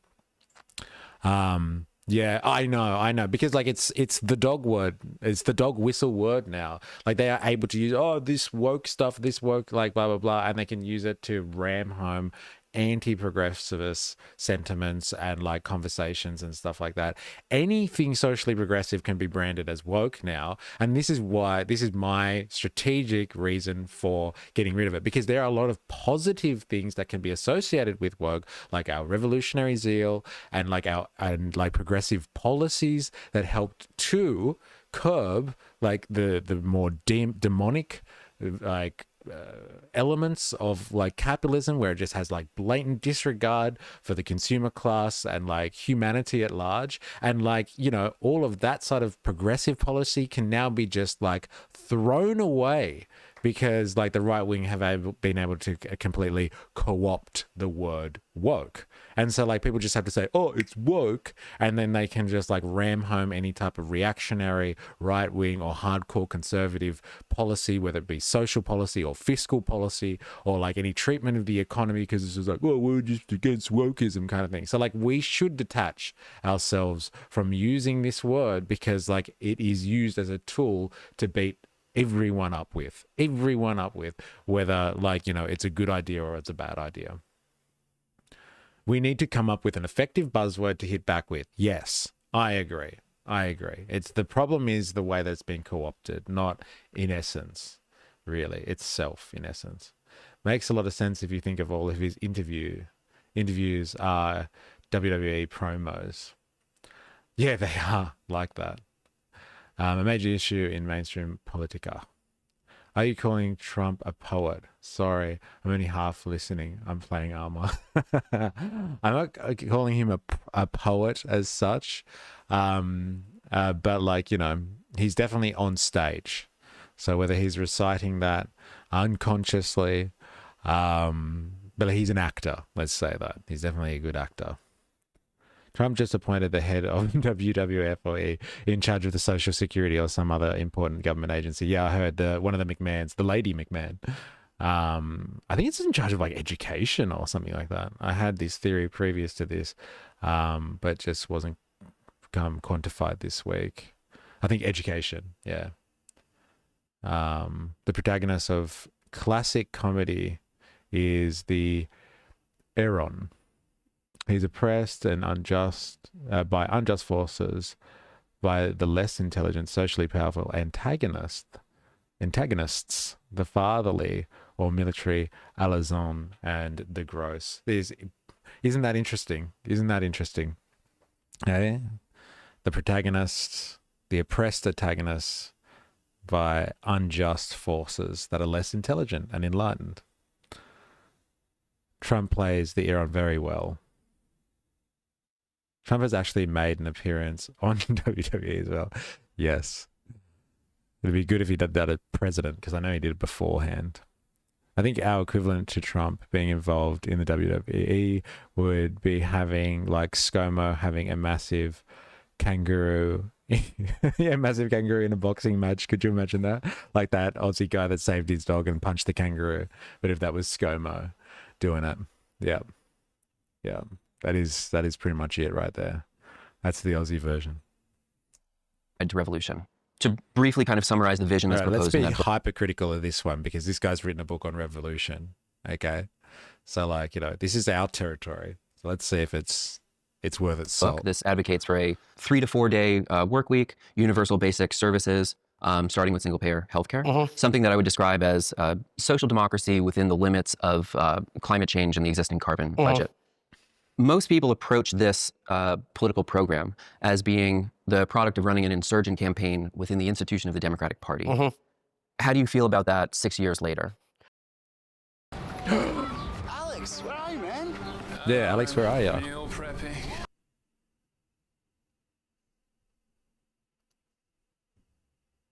There is no insurgent campaign. The insurgents have been defeated. The surge worked. Right. The surge worked. And like, you know, if this last year has proven anything conclusively, it is the end of any kind of left liberal alliance in American politics.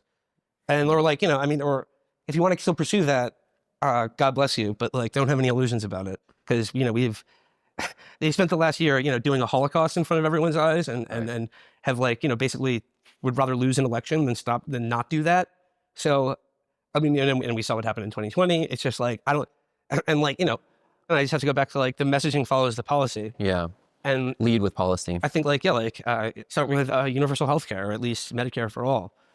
Like, you know, just like there are any number of material things, working class interests. Hey, lead with that. Hey, seems to be a running theme. Popular and good policies that I think the things you actually have to believe in. You have to actually believe in it. The skepticism of AOC, you said you were biting your tongue before. How far back does that go? Is there a certain event that comes to mind when you became more skeptical of her positions? I remember being impressed by her win, and I was just like, well, better have her there. Sure, yeah. And because, you know, someone who has sort of a bit of national profile and like could articulate, for instance, like I think a politics that was in opposition to the mainstream currents of the Democratic Party, and could begin being like an adversary, but be an adversary that couldn't be easily dismissed because she has, you know, such a safe seat and also like enough national profile that if she says something, like the media will follow it. And that like, but I guess like my skepticism came from like my larger skepticism of the idea that you can change the Democratic Party by voting for them. When you reflect on the Biden administration. He really let her off the hook just then, didn't he? Hey, that was a bit light on. Hey, she's completely captured the revolutionary sentiment that was like potentially there at one point. Like with the whole Bernie Sanders thing too, like captured that revolutionary sentiment, that force to be recognized. Like, this is the way that we will change the political landscape. We just need to take a hold of this machine and use it to our interests. And like, she doesn't really do anything that is like that radical from her position. She kind of votes with the party and follows the party line when required, and like, you know, maintains the face of kind of acceptable radicalism, acceptable rebellion from within. I'm really terrified when Trump's in charge and things get serious. Well, we're all watching, and like Tony, time will tell. That was when he fought Vince McMahon. Let's just say they share a similar level of disrespect for women. Ouch. Snap. I have immense criticisms of them, but I'm also willing to concede that in terms of serving the interests of labor, the Biden administration was a historic anomaly, at least in my lifetime. And there's also some legislation that is an important departure from neoliberalism. Infrastructure Act, Inflation Reduction Act, CHIPS Act, things like this that back away from the kind of free market policies that have dominated American political consensus for the last 40 years. We got to watch out for this stuff, okay? Like what he says there sounds really sensical. Oh, you know, Biden actually did some good stuff for labor. You know, he brought in some policies like, you know, massive infrastructure spending and the CHIPS Act and stuff like that. Just be really careful with that type of support of like kind of, yes, this return to Keynesianism as 4IS would describe it, because like it's still within the bourgeois framework, and it's not like, oh, he was looking to kind of in his last days support the working class and like average working Americans and stuff like that. Like infrastructure spending, it's a no-brainer. America is like decaying at a faster rate than like, you know, probably most first world nations. Like it's a no-brainer. You need to stimulate the economy, so you do infrastructure projects and stuff like that. The CHIPS Act has got nothing to do with anything but America protecting its own geopolitical interests. The world is being divided along tech lines at the moment. Okay, we have the tech bourgeoisie, our techno-feudal overlords, whatever you want to call them. It is China v. America, and the CHIPS Act just makes it more and more apparent and brings to focus the idea that this type of critical technology needs to be returned to American soil. It's got really nothing to do with like stimulating, I don't know, American industry to give everyone jobs, because like this high-tech chip stuff gets done mostly by robots anyway, let's be honest. And it's only like high-tech engineers and things that really like get jobs in this sector. And like as Elon Musk has shown with Trump and this like the visa thing, like they don't even care about like developing those people in America. They're just trying to bring them over from overseas, because that's where like the real brains in this type of tech industry comes from. It's all like overseas people, not American citizens. So just be careful about like kind of that spin. Like he's like, oh yeah, but like, you know, Biden in his last days, like he did a lot of stuff, man, like kind of thing. Just be real careful of that.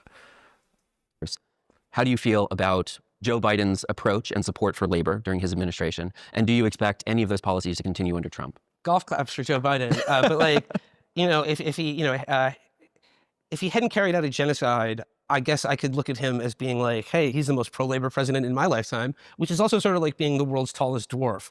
You know, like it's not exactly a high bar to clear, but I suppose I could like, I guess like if he delivered the New Deal Part 2, or even like a fraction of Johnson's Great Society, hey, I might be able to look the other way on the Holocaust he did. But given that he didn't do that, I'm sorry, I don't give a shit. I really don't. And I think, like, honestly, like to the extent that of like the things we're talking about, like that he did cut against a sort of like a neoliberal consensus, I think that's just a knock-on effect of how fucking old he was. Really? So I think he came into politics before the neoliberal turn in the 70s. So I think he just has like some vestigial, you know, like neural connections in his head that run on a different operating system. And to the extent that that's true, I'm still not going to give him credit or like congratulate him on any of this shit, because too little, too late. I mean, good for him. Second question, though, no, I don't expect any of this to continue under Donald Trump or any other American president. The only place you can watch footy live on Saturdays right up to round 10. Boo ads. Like the footy ads are starting up again as well. My God. Anyone want to gamble? KO Sports, apparently. If you're wondering. If you're wondering.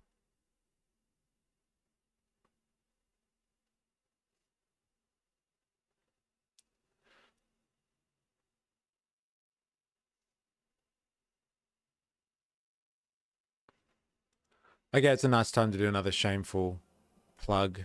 How do you expect Trump to act with Israel? Trump, at least. I don't want to hear about Trump and Israel, seriously.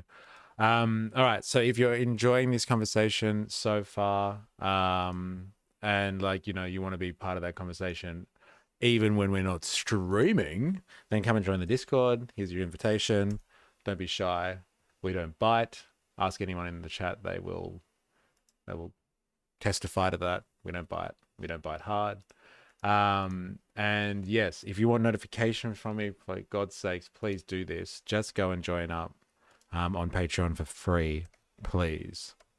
That's how I get notifications to people, and it works so much better than any other way. So go over there, join up, and become a member for free. If you want to financially support, then it's in your interest too, because then we can get rid of YouTube ads. So there it is. Let's get back to it. Has the instinct not to be seen as a loser or a pussy. And so like to that, like, you know, if I was trying to be such an optimistic outcome here, I would imagine maybe he would not, he would like, for all the money we give them, like maybe he won't like BB just pissing down our leg. and humiliating, or just like, you know, putting this country, shall we say, in an awkward position. And forget international, our own law, but just like when we say something and be like, this is America's policy, and then they just tell us to go fuck ourselves. Right. You know, like that makes us look weak. And I don't think Donald Trump likes looking weak. But again, this is an optimistic scenario here. I think much more likely is that the policy will continue exactly as it has been before, of unlimited carte blanche for, you know, our imperial proxy in the Middle East. And like, I don't see that changing. Israel loves Donald Trump more than any other country on the planet. More people in Israel support Donald Trump than as a higher percentage of their population than they do in this country. So like, I don't know what incentive he would have to change course. There's a strange thing that's happening, that the pronouncements of all of these, you know, so-called trustworthy institutions are just meaningless to the public, right? And there's this pervasive sense that the law is now a political instrument. There's not equality before the law, before the state, and so on. And so, you know, when Biden's in power, he uses it as he chooses, and when Trump's in power, he uses it as he chooses.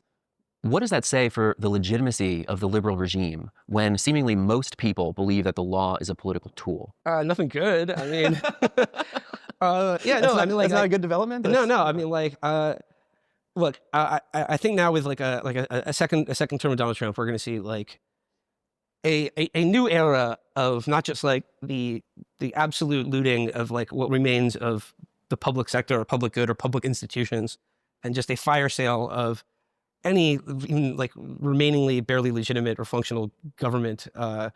Trump is going to pardon Eric Adams.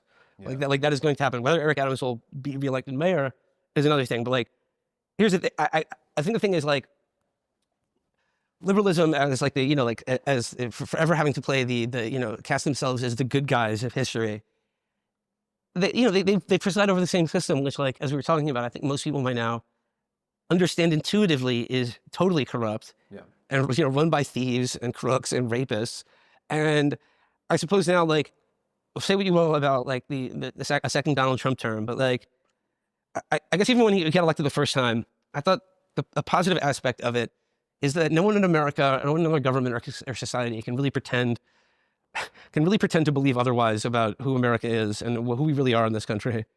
And as far as, you know, like entering a new era of just like open thievery and corruption, at least we don't have to pretend it's anything different. At least we don't have to pretend like, we know, there's anyone, you know, like that the white hats are coming to save us, or that like if only we can return the ship of the hand on the wheel of the ship of state to, you know, like the sober, serious party of the Democrats, who have just like, you know, all right, they're every bit as corrupt too, but it looks like they're not having any fun while they steal.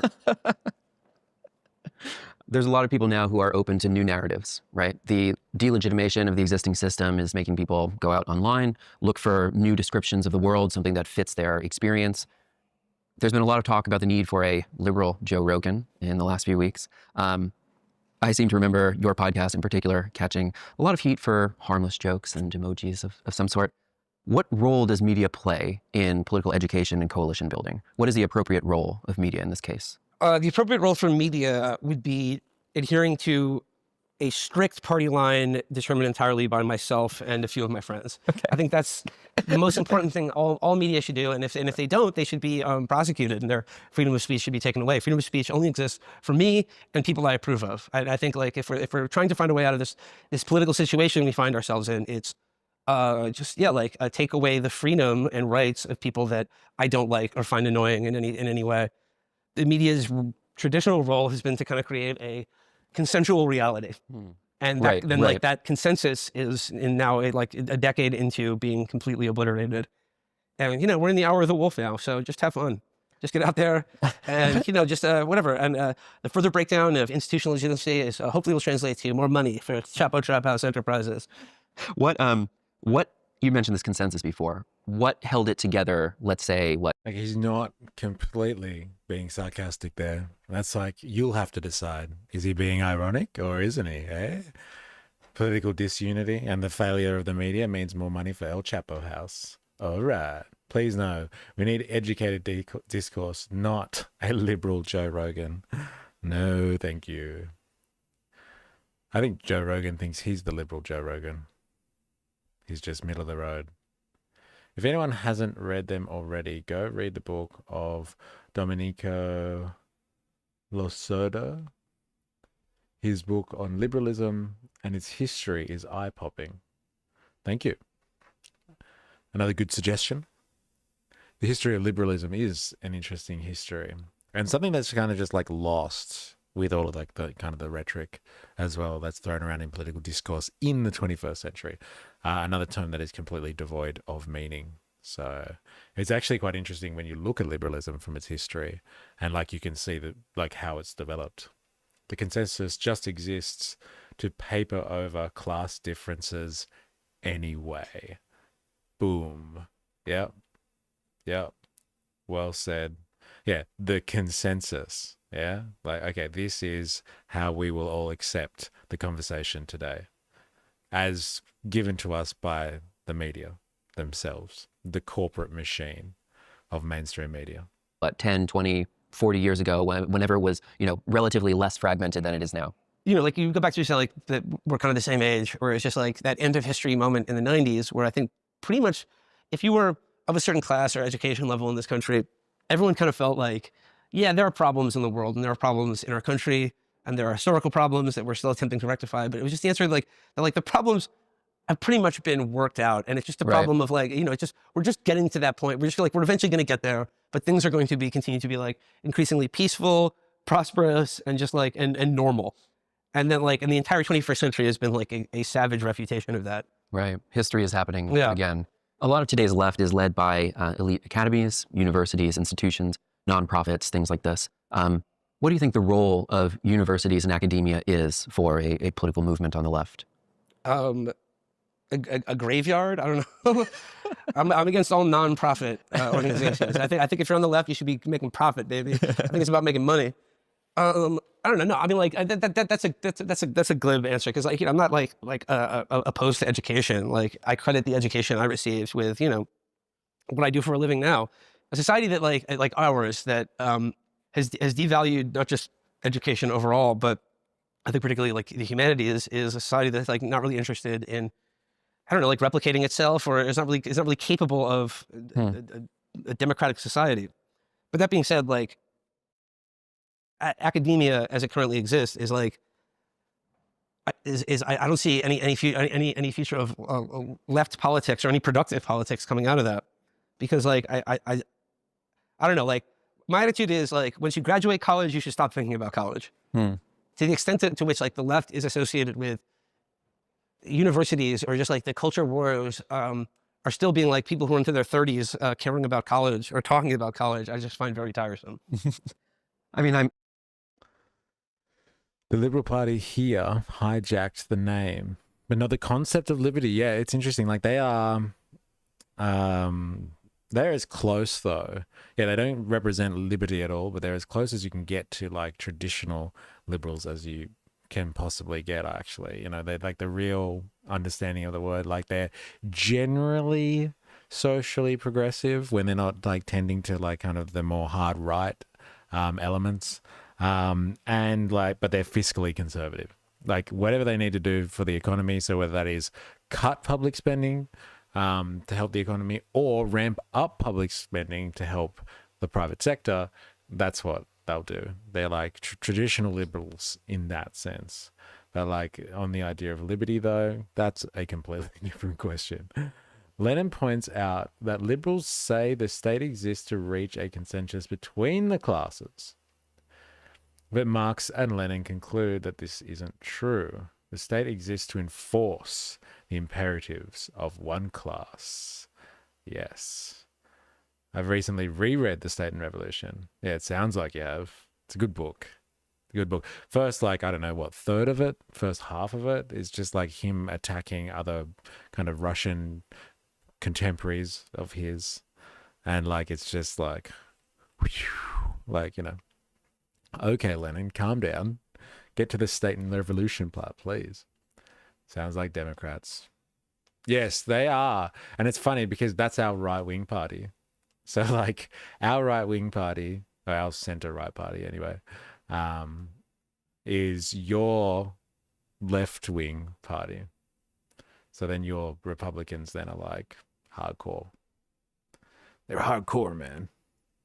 I'm conflicted about this because I'm involved in universities, and when I say your, I mean like the United States. Yeah, in the United States. Support the need for a humanities education. I got one myself. But I also feel that to a large degree, these elite academies are just irreparably controlled by finance and big donors. And yeah, I mean, they're just like the Democratic Party. Right. I mean, they're like Democratic. It's funny seeing how angry Lenin gets in his books.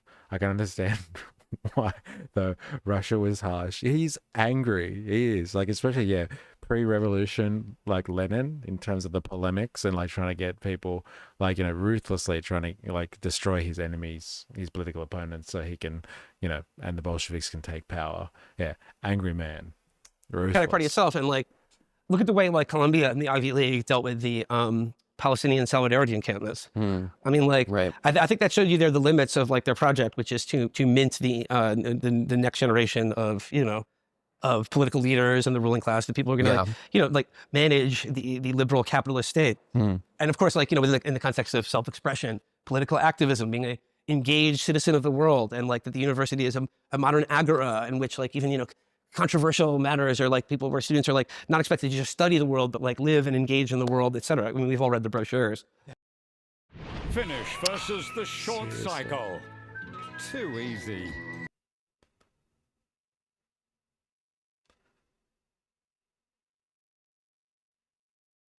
I don't know, Jag. I think we need emotion and rhetoric to harness the emotion of the angry working class. Well, what did Jag say?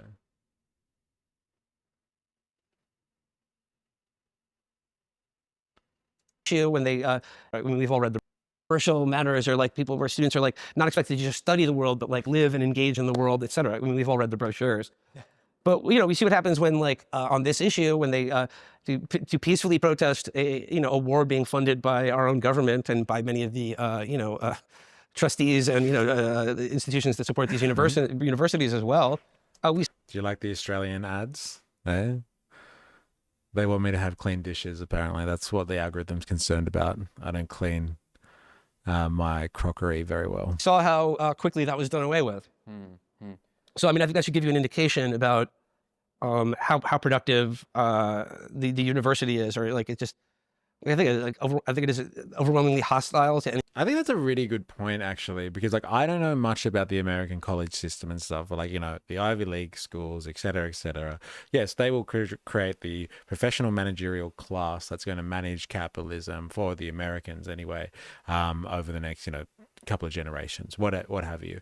And like, yeah, they all shut down the Palestine thing pretty hard. And like the one big thing that I guess you hear right-wingers and conservative commentators going on about all the time is how like the liberals or like, you know, lefties and stuff like that completely control university systems. Like they're just a manufacturing, a warehouse that produces these little neo-Marxists that like are going to take over the world with their strange views on how things should be run. But like at the same time, as soon as these people like started rallying against imperialism and like rallying against Israel and like being pro-Palestine, they were completely crushed. I got a koala to clean my dishes. I wonder what that's a reference to exactly, because there's a winking face there. I wonder if it's actually a koala that you have saved and now lives in your kitchen. Anything that would actually, a politics or any vision that might actually, I don't want to say even challenge, but I would just say even like confront or just, I don't know, disagree with the prerogatives of U.S. empire and capitalism. Is woke over? No, woke's actually coming back. Woke is back? Yeah, woke is back in a big way. And get in on the ground floor now, because by this woke time, is going to the moon. By this time next year, if you're not woke, then in fact you will be going broke. No, I mean woke. I mean like, yeah, I mean of course it's fucking over. We elected Donald Trump president a second time. If that like that but like but I mean, woke is just like, it's just a slur that the right uses. Right. I mean, like, yes, it describes something real. And like, like, believe me, that I've found myself on the outskirts of many times as well. Woke has become, and like, like the left or liberals or whatever have certainly done themselves no favors. And they're partly responsible for this. But you got to understand, we're in a world now where like anything that is not openly racist or is like anything that's not openly racist and repellent, that's woke. So I mean, to the extent that like anyone in this country is interested in, you know, not living in a world of just like outright hatred and bigotry and like, you know, racial essentialism, then like, yeah, like, I mean, which I certainly don't think is the majority of people in this country. I mean, like that's woke. So, and here's the other thing: the anti-woke people are the people like who are obsessed with it. Like they stared into the abyss too long. And the thing is, like, you always attack in others what you see in yourself, which is like, you know, a very, very strong streak of humorlessness and a desire to censor and punish other people, which has been the bread and butter of, you know, reactionary movements since, you know, that was a thing. And I don't expect them to change. They're just going to institute their own political correctness and seek to. Good point. Good point. Like, you have to kind of look at this in a dialectical sense, if you can, that like, you know, just because like you kind of point out the failures, the apparent contradictions in wokeism on a left sense, okay, that like it seeks to be tolerant and anti-discriminatory, but like by doing so, it discriminates, is intolerant, and then silences people. So like it is a negation of free speech. Like, just because you have wokeism on the left doesn't mean you don't have a form of wokeism and therefore political correctness on the right. And like in the void left behind by the wokeism of the left, if we are to let go of it and concentrate on like the working class struggle and the revolution and all that sort of stuff, the right wing have their own version of that. Like, they have definitely more of a propensity, historically speaking, to be devoid of any humor, like take themselves way too seriously and want to suppress and like silence people. They've made whole political projects out of silencing people. And so like, just because there is a form of wokeism that is associated with the right and is used, with the left, and is used to beat us all over the head with until we are submissive, doesn't mean that there is no such woke or enlightened version or political correctness, like a political etiquette that is on the right and will come out and show its ugly head soon enough. So like, you know, maybe retracting to allow a bit of right-wing wokeism to come forward and like just to show how vile that is not a bad strategy. Like, it's not a bad strategy. You know, punish or ostracize anyone who falls outside the boundaries of it. Yeah, we saw a weird spike in that kind of activity, I believe, around October 8th. Right. Well, I mean, like even outside, students' even outside of, you know, trucks, like Zionism, or like the, you know, like, and just like the outright removal of freedom of speech, certainly in academia, but also in like the workplace and elsewhere. But I'm talking about like, you know, like the right wing in this country, they're the ones that are literally like banning books from libraries right now. They're trying to like remove the ability, not just of like their kids to read a book about, you know, a gay penguin or whatever, but to remove the abilities of everyone's kids and every adult to do the same in this country. They have their own speech codes and their own ways that are like, you know, it's just a similar political project, except it's like, if you don't say the N-word, that's actually, then you're on the outskirts of that. I mean, it is staggering just in the last few years of just how explicitly mask off and racist a lot of these like content creators on the far right have become, that before they at least had the wherewithal to kind of conceal their politics to a degree. Yeah, exactly. And like, I think they, and I think like they're, you know, in any political project, like especially ones on like the radical outskirts of what's considered like, no, Pengu was gay. I guess we'll find out. The right wing pandered towards extremists. This is true. Like, that is like the eventuality.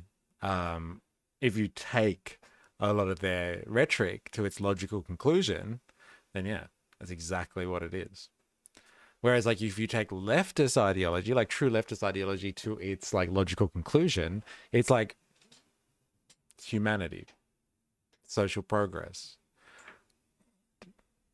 changing the way that we socially organize ourselves, like for like a more fairer society or equal distribution of wealth or something like that. Like, you know, that's extreme, but like, you know, I'll tell you which extreme that I'd like better. That's a habit Anti-Prophet refers to as right-wing wokeism. Interesting.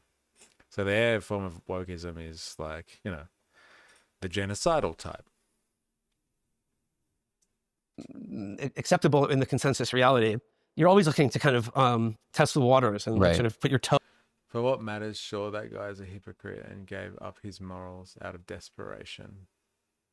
The right, led by Elon Musk, will sniff out all the gay DEI penguins introducing inefficient in government. On that line. And I think with Donald Trump is like people respond to a leader, like any political movement needs a leader. And I think with Donald Trump and his success has given people kind of like a green light or a permission to kind of like push that boundary a little bit more and keep pushing it.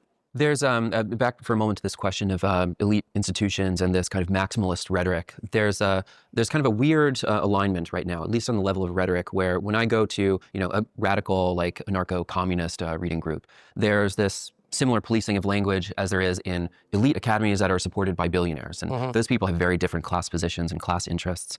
But from the perspective of the right and a lot of these, anti-woke critics, they tend to lump those two groups in together. And I'm curious about why this kind of maximalist rhetoric that comes from, anarchist, activist types is so conveniently deployed in these elite academies. Like, give me an example. What do you mean by like when people will, they'll use language like decolonization. So I'll go to an anarchist reading group and we'll have, long form discussions about that. But then I'll be in a college that costs $50,000 a semester and they're using a lot of the same language. In some cases, they're reading the same books.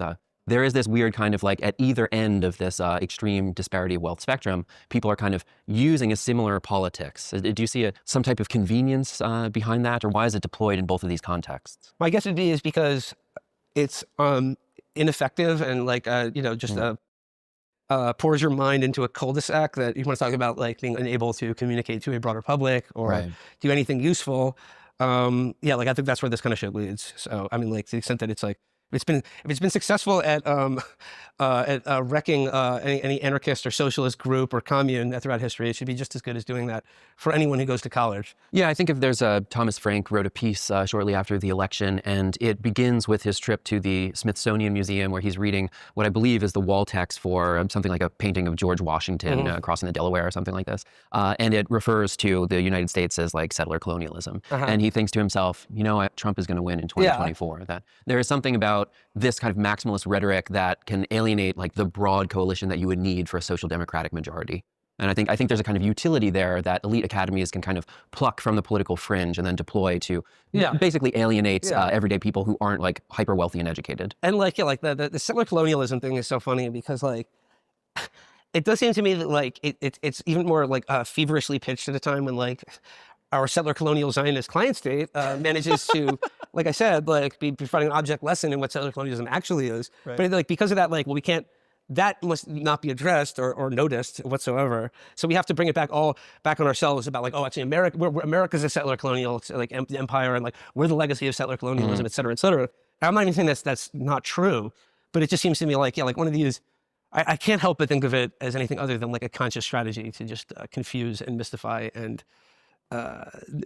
denude any kind of It's an interesting point because that is like I guess the big critique of kind of postmodernist leftism, which is like the leftism, the new left that came out after kind of the 60s and the student revolution and all that sort of era, is that like it's incredibly confusing, like all this type of leftism, because like kind of where do you sit on a certain issue and like how do you define it, and like the goalposts are always changing and stuff like that, because it's not based in like a real material reality apart from some type of ideological vision of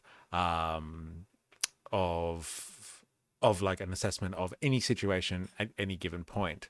And so like it is largely confusing trying to keep up with like what is the next position of the left, whatever the left is, like how to analyze that, if defined by this liberal left that we're talking about, as opposed to having like an anchor in something like the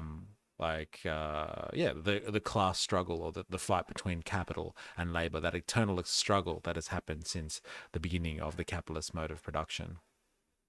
What's wrong with decolonialization? Like what they're talking about in terms of decolonialization, like the point that they were trying to make about decolonialization is that like it's a buzzword, I think, that is used in circles from like, anarchist reading groups, which are like, to conglomerations of poor students and people on the fringes of society, but the same type of buzzword rhetoric is being used by, like, you know, professional managerial class elites that sit there and manage capital for the capitalist class, the bourgeoisie, as a middleman, and like relate to the larger and broader working class. So they're just using like buzzwords and terminology as opposed to really feeling the meaning behind that and wanting to do anything about it. Because at the same time they're spouting all this stuff about decolonialization, that same professional managerial class is happy to support Israel and crush Palestinians and stuff like that. We'll write our little video essays and influence the conservatives with our logic. In Alice Capel voice. Yeah. Like our ideology will triumph and win us the day. The US is settler colonialism, though. It's not hyper wealthy and educated. I'm not hyper wealthy and educated. Doesn't alienate me because it's the truth. Yes, and I think what they're going on about, again, is that like they pretend and they use all of this rhetoric like they want to do something about it, but like at the end of the day, politically as a machine, they support colonialist activities. They are a center of colonialization themselves. I think he kind of brushed it off though, this guy Will, and he was like, oh, you know, we're not really colonialist or something like that. But like, you know, they're definitely neo-colonialists. That's for sure. Radical critique or argument that, I don't know, is capable of, I don't know, at least speaking some sort of truth about the world we live in. Yeah. To what percentage do you attribute Kamala's loss to things like inflation, grocery prices, for example, or just the outright genocide that's being committed now? Well, I'm going to attribute it all to the Palestinians. I'm going to attribute it all to the genocide Israel did. And, you know, I mean, like, I'm being glib here. Like, you look at the polls, and, you know, like, obviously it's not at the top of the list here, but, like, it's certainly in the conversation. And look, when it comes down to it, I think like what played a factor in this election to say that what has been happening to Gaza this last year played no factor whatsoever in Kamala's loss is cap as far as I'm concerned. And I think people are, you know, like they're willfully lying to themselves and everyone else about that. Because here's the thing. Do I think it was the decisive factor? Maybe, maybe not. But like it was the decisive factor in making it basically impossible for anyone with a conscience to vote for her. Or at least vote for her and be proud about it, or tell anyone, or work for her, or call people on the phone, or canvass for her. Yeah. And I think at the end of the day, when people remember Joe Biden's presidency, to the extent that they remember it at all, they'll remember, you know, his senior moments. They'll remember him turning the country over to Donald Trump for a second time. But I think like if they remember anything about it, they will remember him the same way they remember Lyndon Johnson in Vietnam. And they will like, you know, they will. This will be the footnote to his entire 4 years in office. Is that like he, you know, more or less, like not just looked the other way, but was like the proximate reason why, you know, Israel was able to commit you know, genocide on, like, you know, some of the most horrific war crimes that people have seen every day for a year now, unbroken, and continue to. Every day. Yeah. Want to save $500 on your... Fuck off.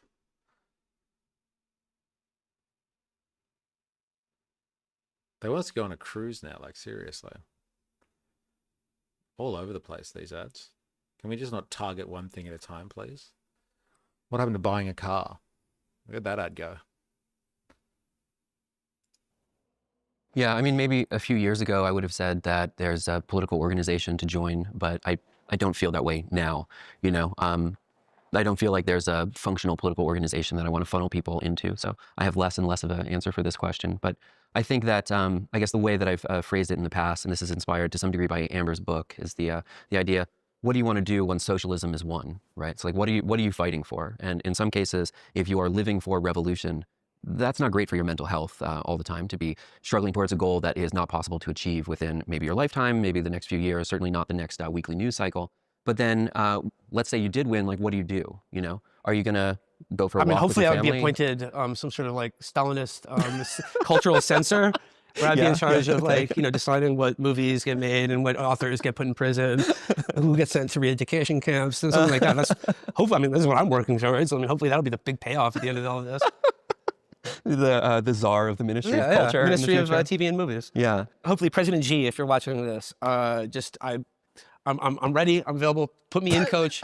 I'm ready to play. We are preparing the ground for you in this country. We are ready to collaborate. And just let's link and build, brother. Let's do it. I mean, you're joking, but there recently was an announcement from the CCP that they are now funneling money into film production specifically. That's why I asked this. And we do have a production company. Link and build. Yeah. No, I mean, look, I'm not a geopolitics guy. I'm not like a. He's not joking either. Like, that's the irony. That's the millennial irony there, isn't it? It's like, hey, I've proved my worth because I can function within this capitalist and social media landscape. So, like, you know, I've got production value. Just saying. Anyone who takes power. Just saying. Who's Alice Capel? Yeah, I think I get it. That didn't work back in the 80s when I was first called politically correct. I've gone much further left since then. Alice Capel is someone that I did a reaction to in a stream like last week, who like was in defense of wokeism, and we like analyzed kind of on stream like problems with this style of thinking, and here we are today analyzing more of it. And so like if you go through, I think I put a video out like last week or something like that where I just cut that part from the stream where Alice Capel gives her thing. So if you want to watch it, you can check it out. Conservatives and libs are very delusional in terms of their ability to convert people to their side. What'd you say for us? Very delusional in terms. Okay, I get it. Yeah, they are delusional in that regard. The US still has a colony in Puerto Rico, and the situation with Native Americans is still pretty shitty. So we are real settler colonialism. Yes, and they have bases everywhere too. So like, you can definitely look at that.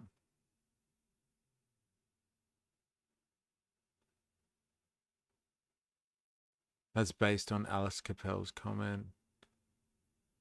Ah, yes, little intellectual exercises aimed at other intellectuals aren't going to make a difference. Like a China guy, but like just as someone who watches the game, you know, it'd be hard for me to make a case that China isn't going to come out of this century as the #1 player on the planet Earth. And, you know, and why shouldn't they? I mean, I'm inclined to agree. Step one is banning TikTok, which will most likely have happened by the time this episode goes out. So we'll see where it goes. Will. He's wrong. It's good to fight for a greater goal. You may not see. The interviewer sucks. Yeah, that was interesting. His quote about revolution, like the wrong stream for him to bring up something like that. But he's just like, oh yeah, but like it's just gonna tire you out. So you sure you want to do that? Like kind of thing. It's like, well, fuck, what else are you supposed to be doing? And this is like kind of this big woke discussion that we're having at the moment. There's like no substance to any of this type of liberal politics. There's no vision. There's no real objective. It's just like, let's stand in opposition to whatever Trump says or whatever the right wing are complaining about at the moment. And it's just like, well, stop giving them ammunition and let go of their rhetoric and create your own. And like, for you to even want to do that, apparently, create your own rhetoric is just like, it's useless. Like, you know, it's just going to tire you out because like you might not ever see it. And like, you know, let's be honest here, okay? With all of you that are listening here, let's have a serious conversation about what's going down. We are probably like in the West. I can't speak for all the other countries. We're never going to see a revolution in our lifetime. Okay, I don't think that is going to actually happen, but that does not mean you don't agitate for it. That does not mean you don't educate people on it, and you don't keep the idea, you do not keep revolution alive. That was a really stupid throwaway comment from this guy, this interviewer, and I think you're on to something there. Like, just because Amber said it in her book, who is Amber, and why does that give her any credibility on that subject? Like, it sounds like a very defeatist argument. It's just because you won't touch it, like you won't feel it with your hands, you won't feel the rush of it, then like let it go kind of thing. That is a very wrong sentiment to have when it comes to being politically minded. Have you ever watched Gabriel Rockhill? No, I have not.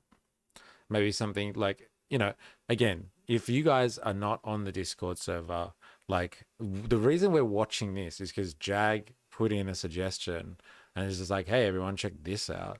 And like, you know, here we are now. So like for you, Gods and Beasts, I know you've put some good suggestions in there in terms of like in terms of books that we should be reading and stuff like that. Like please join the Discord and like share some of your media with us. We call it sharing propaganda because it'll be interesting for us to have a look at all this type of stuff. So Walton Smith, that's you. Ollie Atlas, that's you. I haven't seen Idiocracy. It's on my watch list. I've downloaded it. And so like, yeah, it's on the list to see. You'll never be a professional athlete, so you shouldn't bother playing. Pick up at the rec. Yeah, I know, right? That's what it's like. It's like saying that, yeah, you're never going to win gold at the Olympics, so why even bother? Like, you can still enjoy what you're doing. You can still change the game kind of thing and make a good crack at it too. If you never see the grand final. It's a good film in terms of showing how capitalist and consumerist influence can be used to dumb people down. Yes. Rock Hill is awesome. He's pretty funny. He's a pretty ideological Marxist. Interesting. Well, like, I'm not going to go to the end of this guy's video, but like, I'm going to leave it there in the stream today. But like, you know, thank you for everyone who's been interacting today. It's been quite the interactive chat.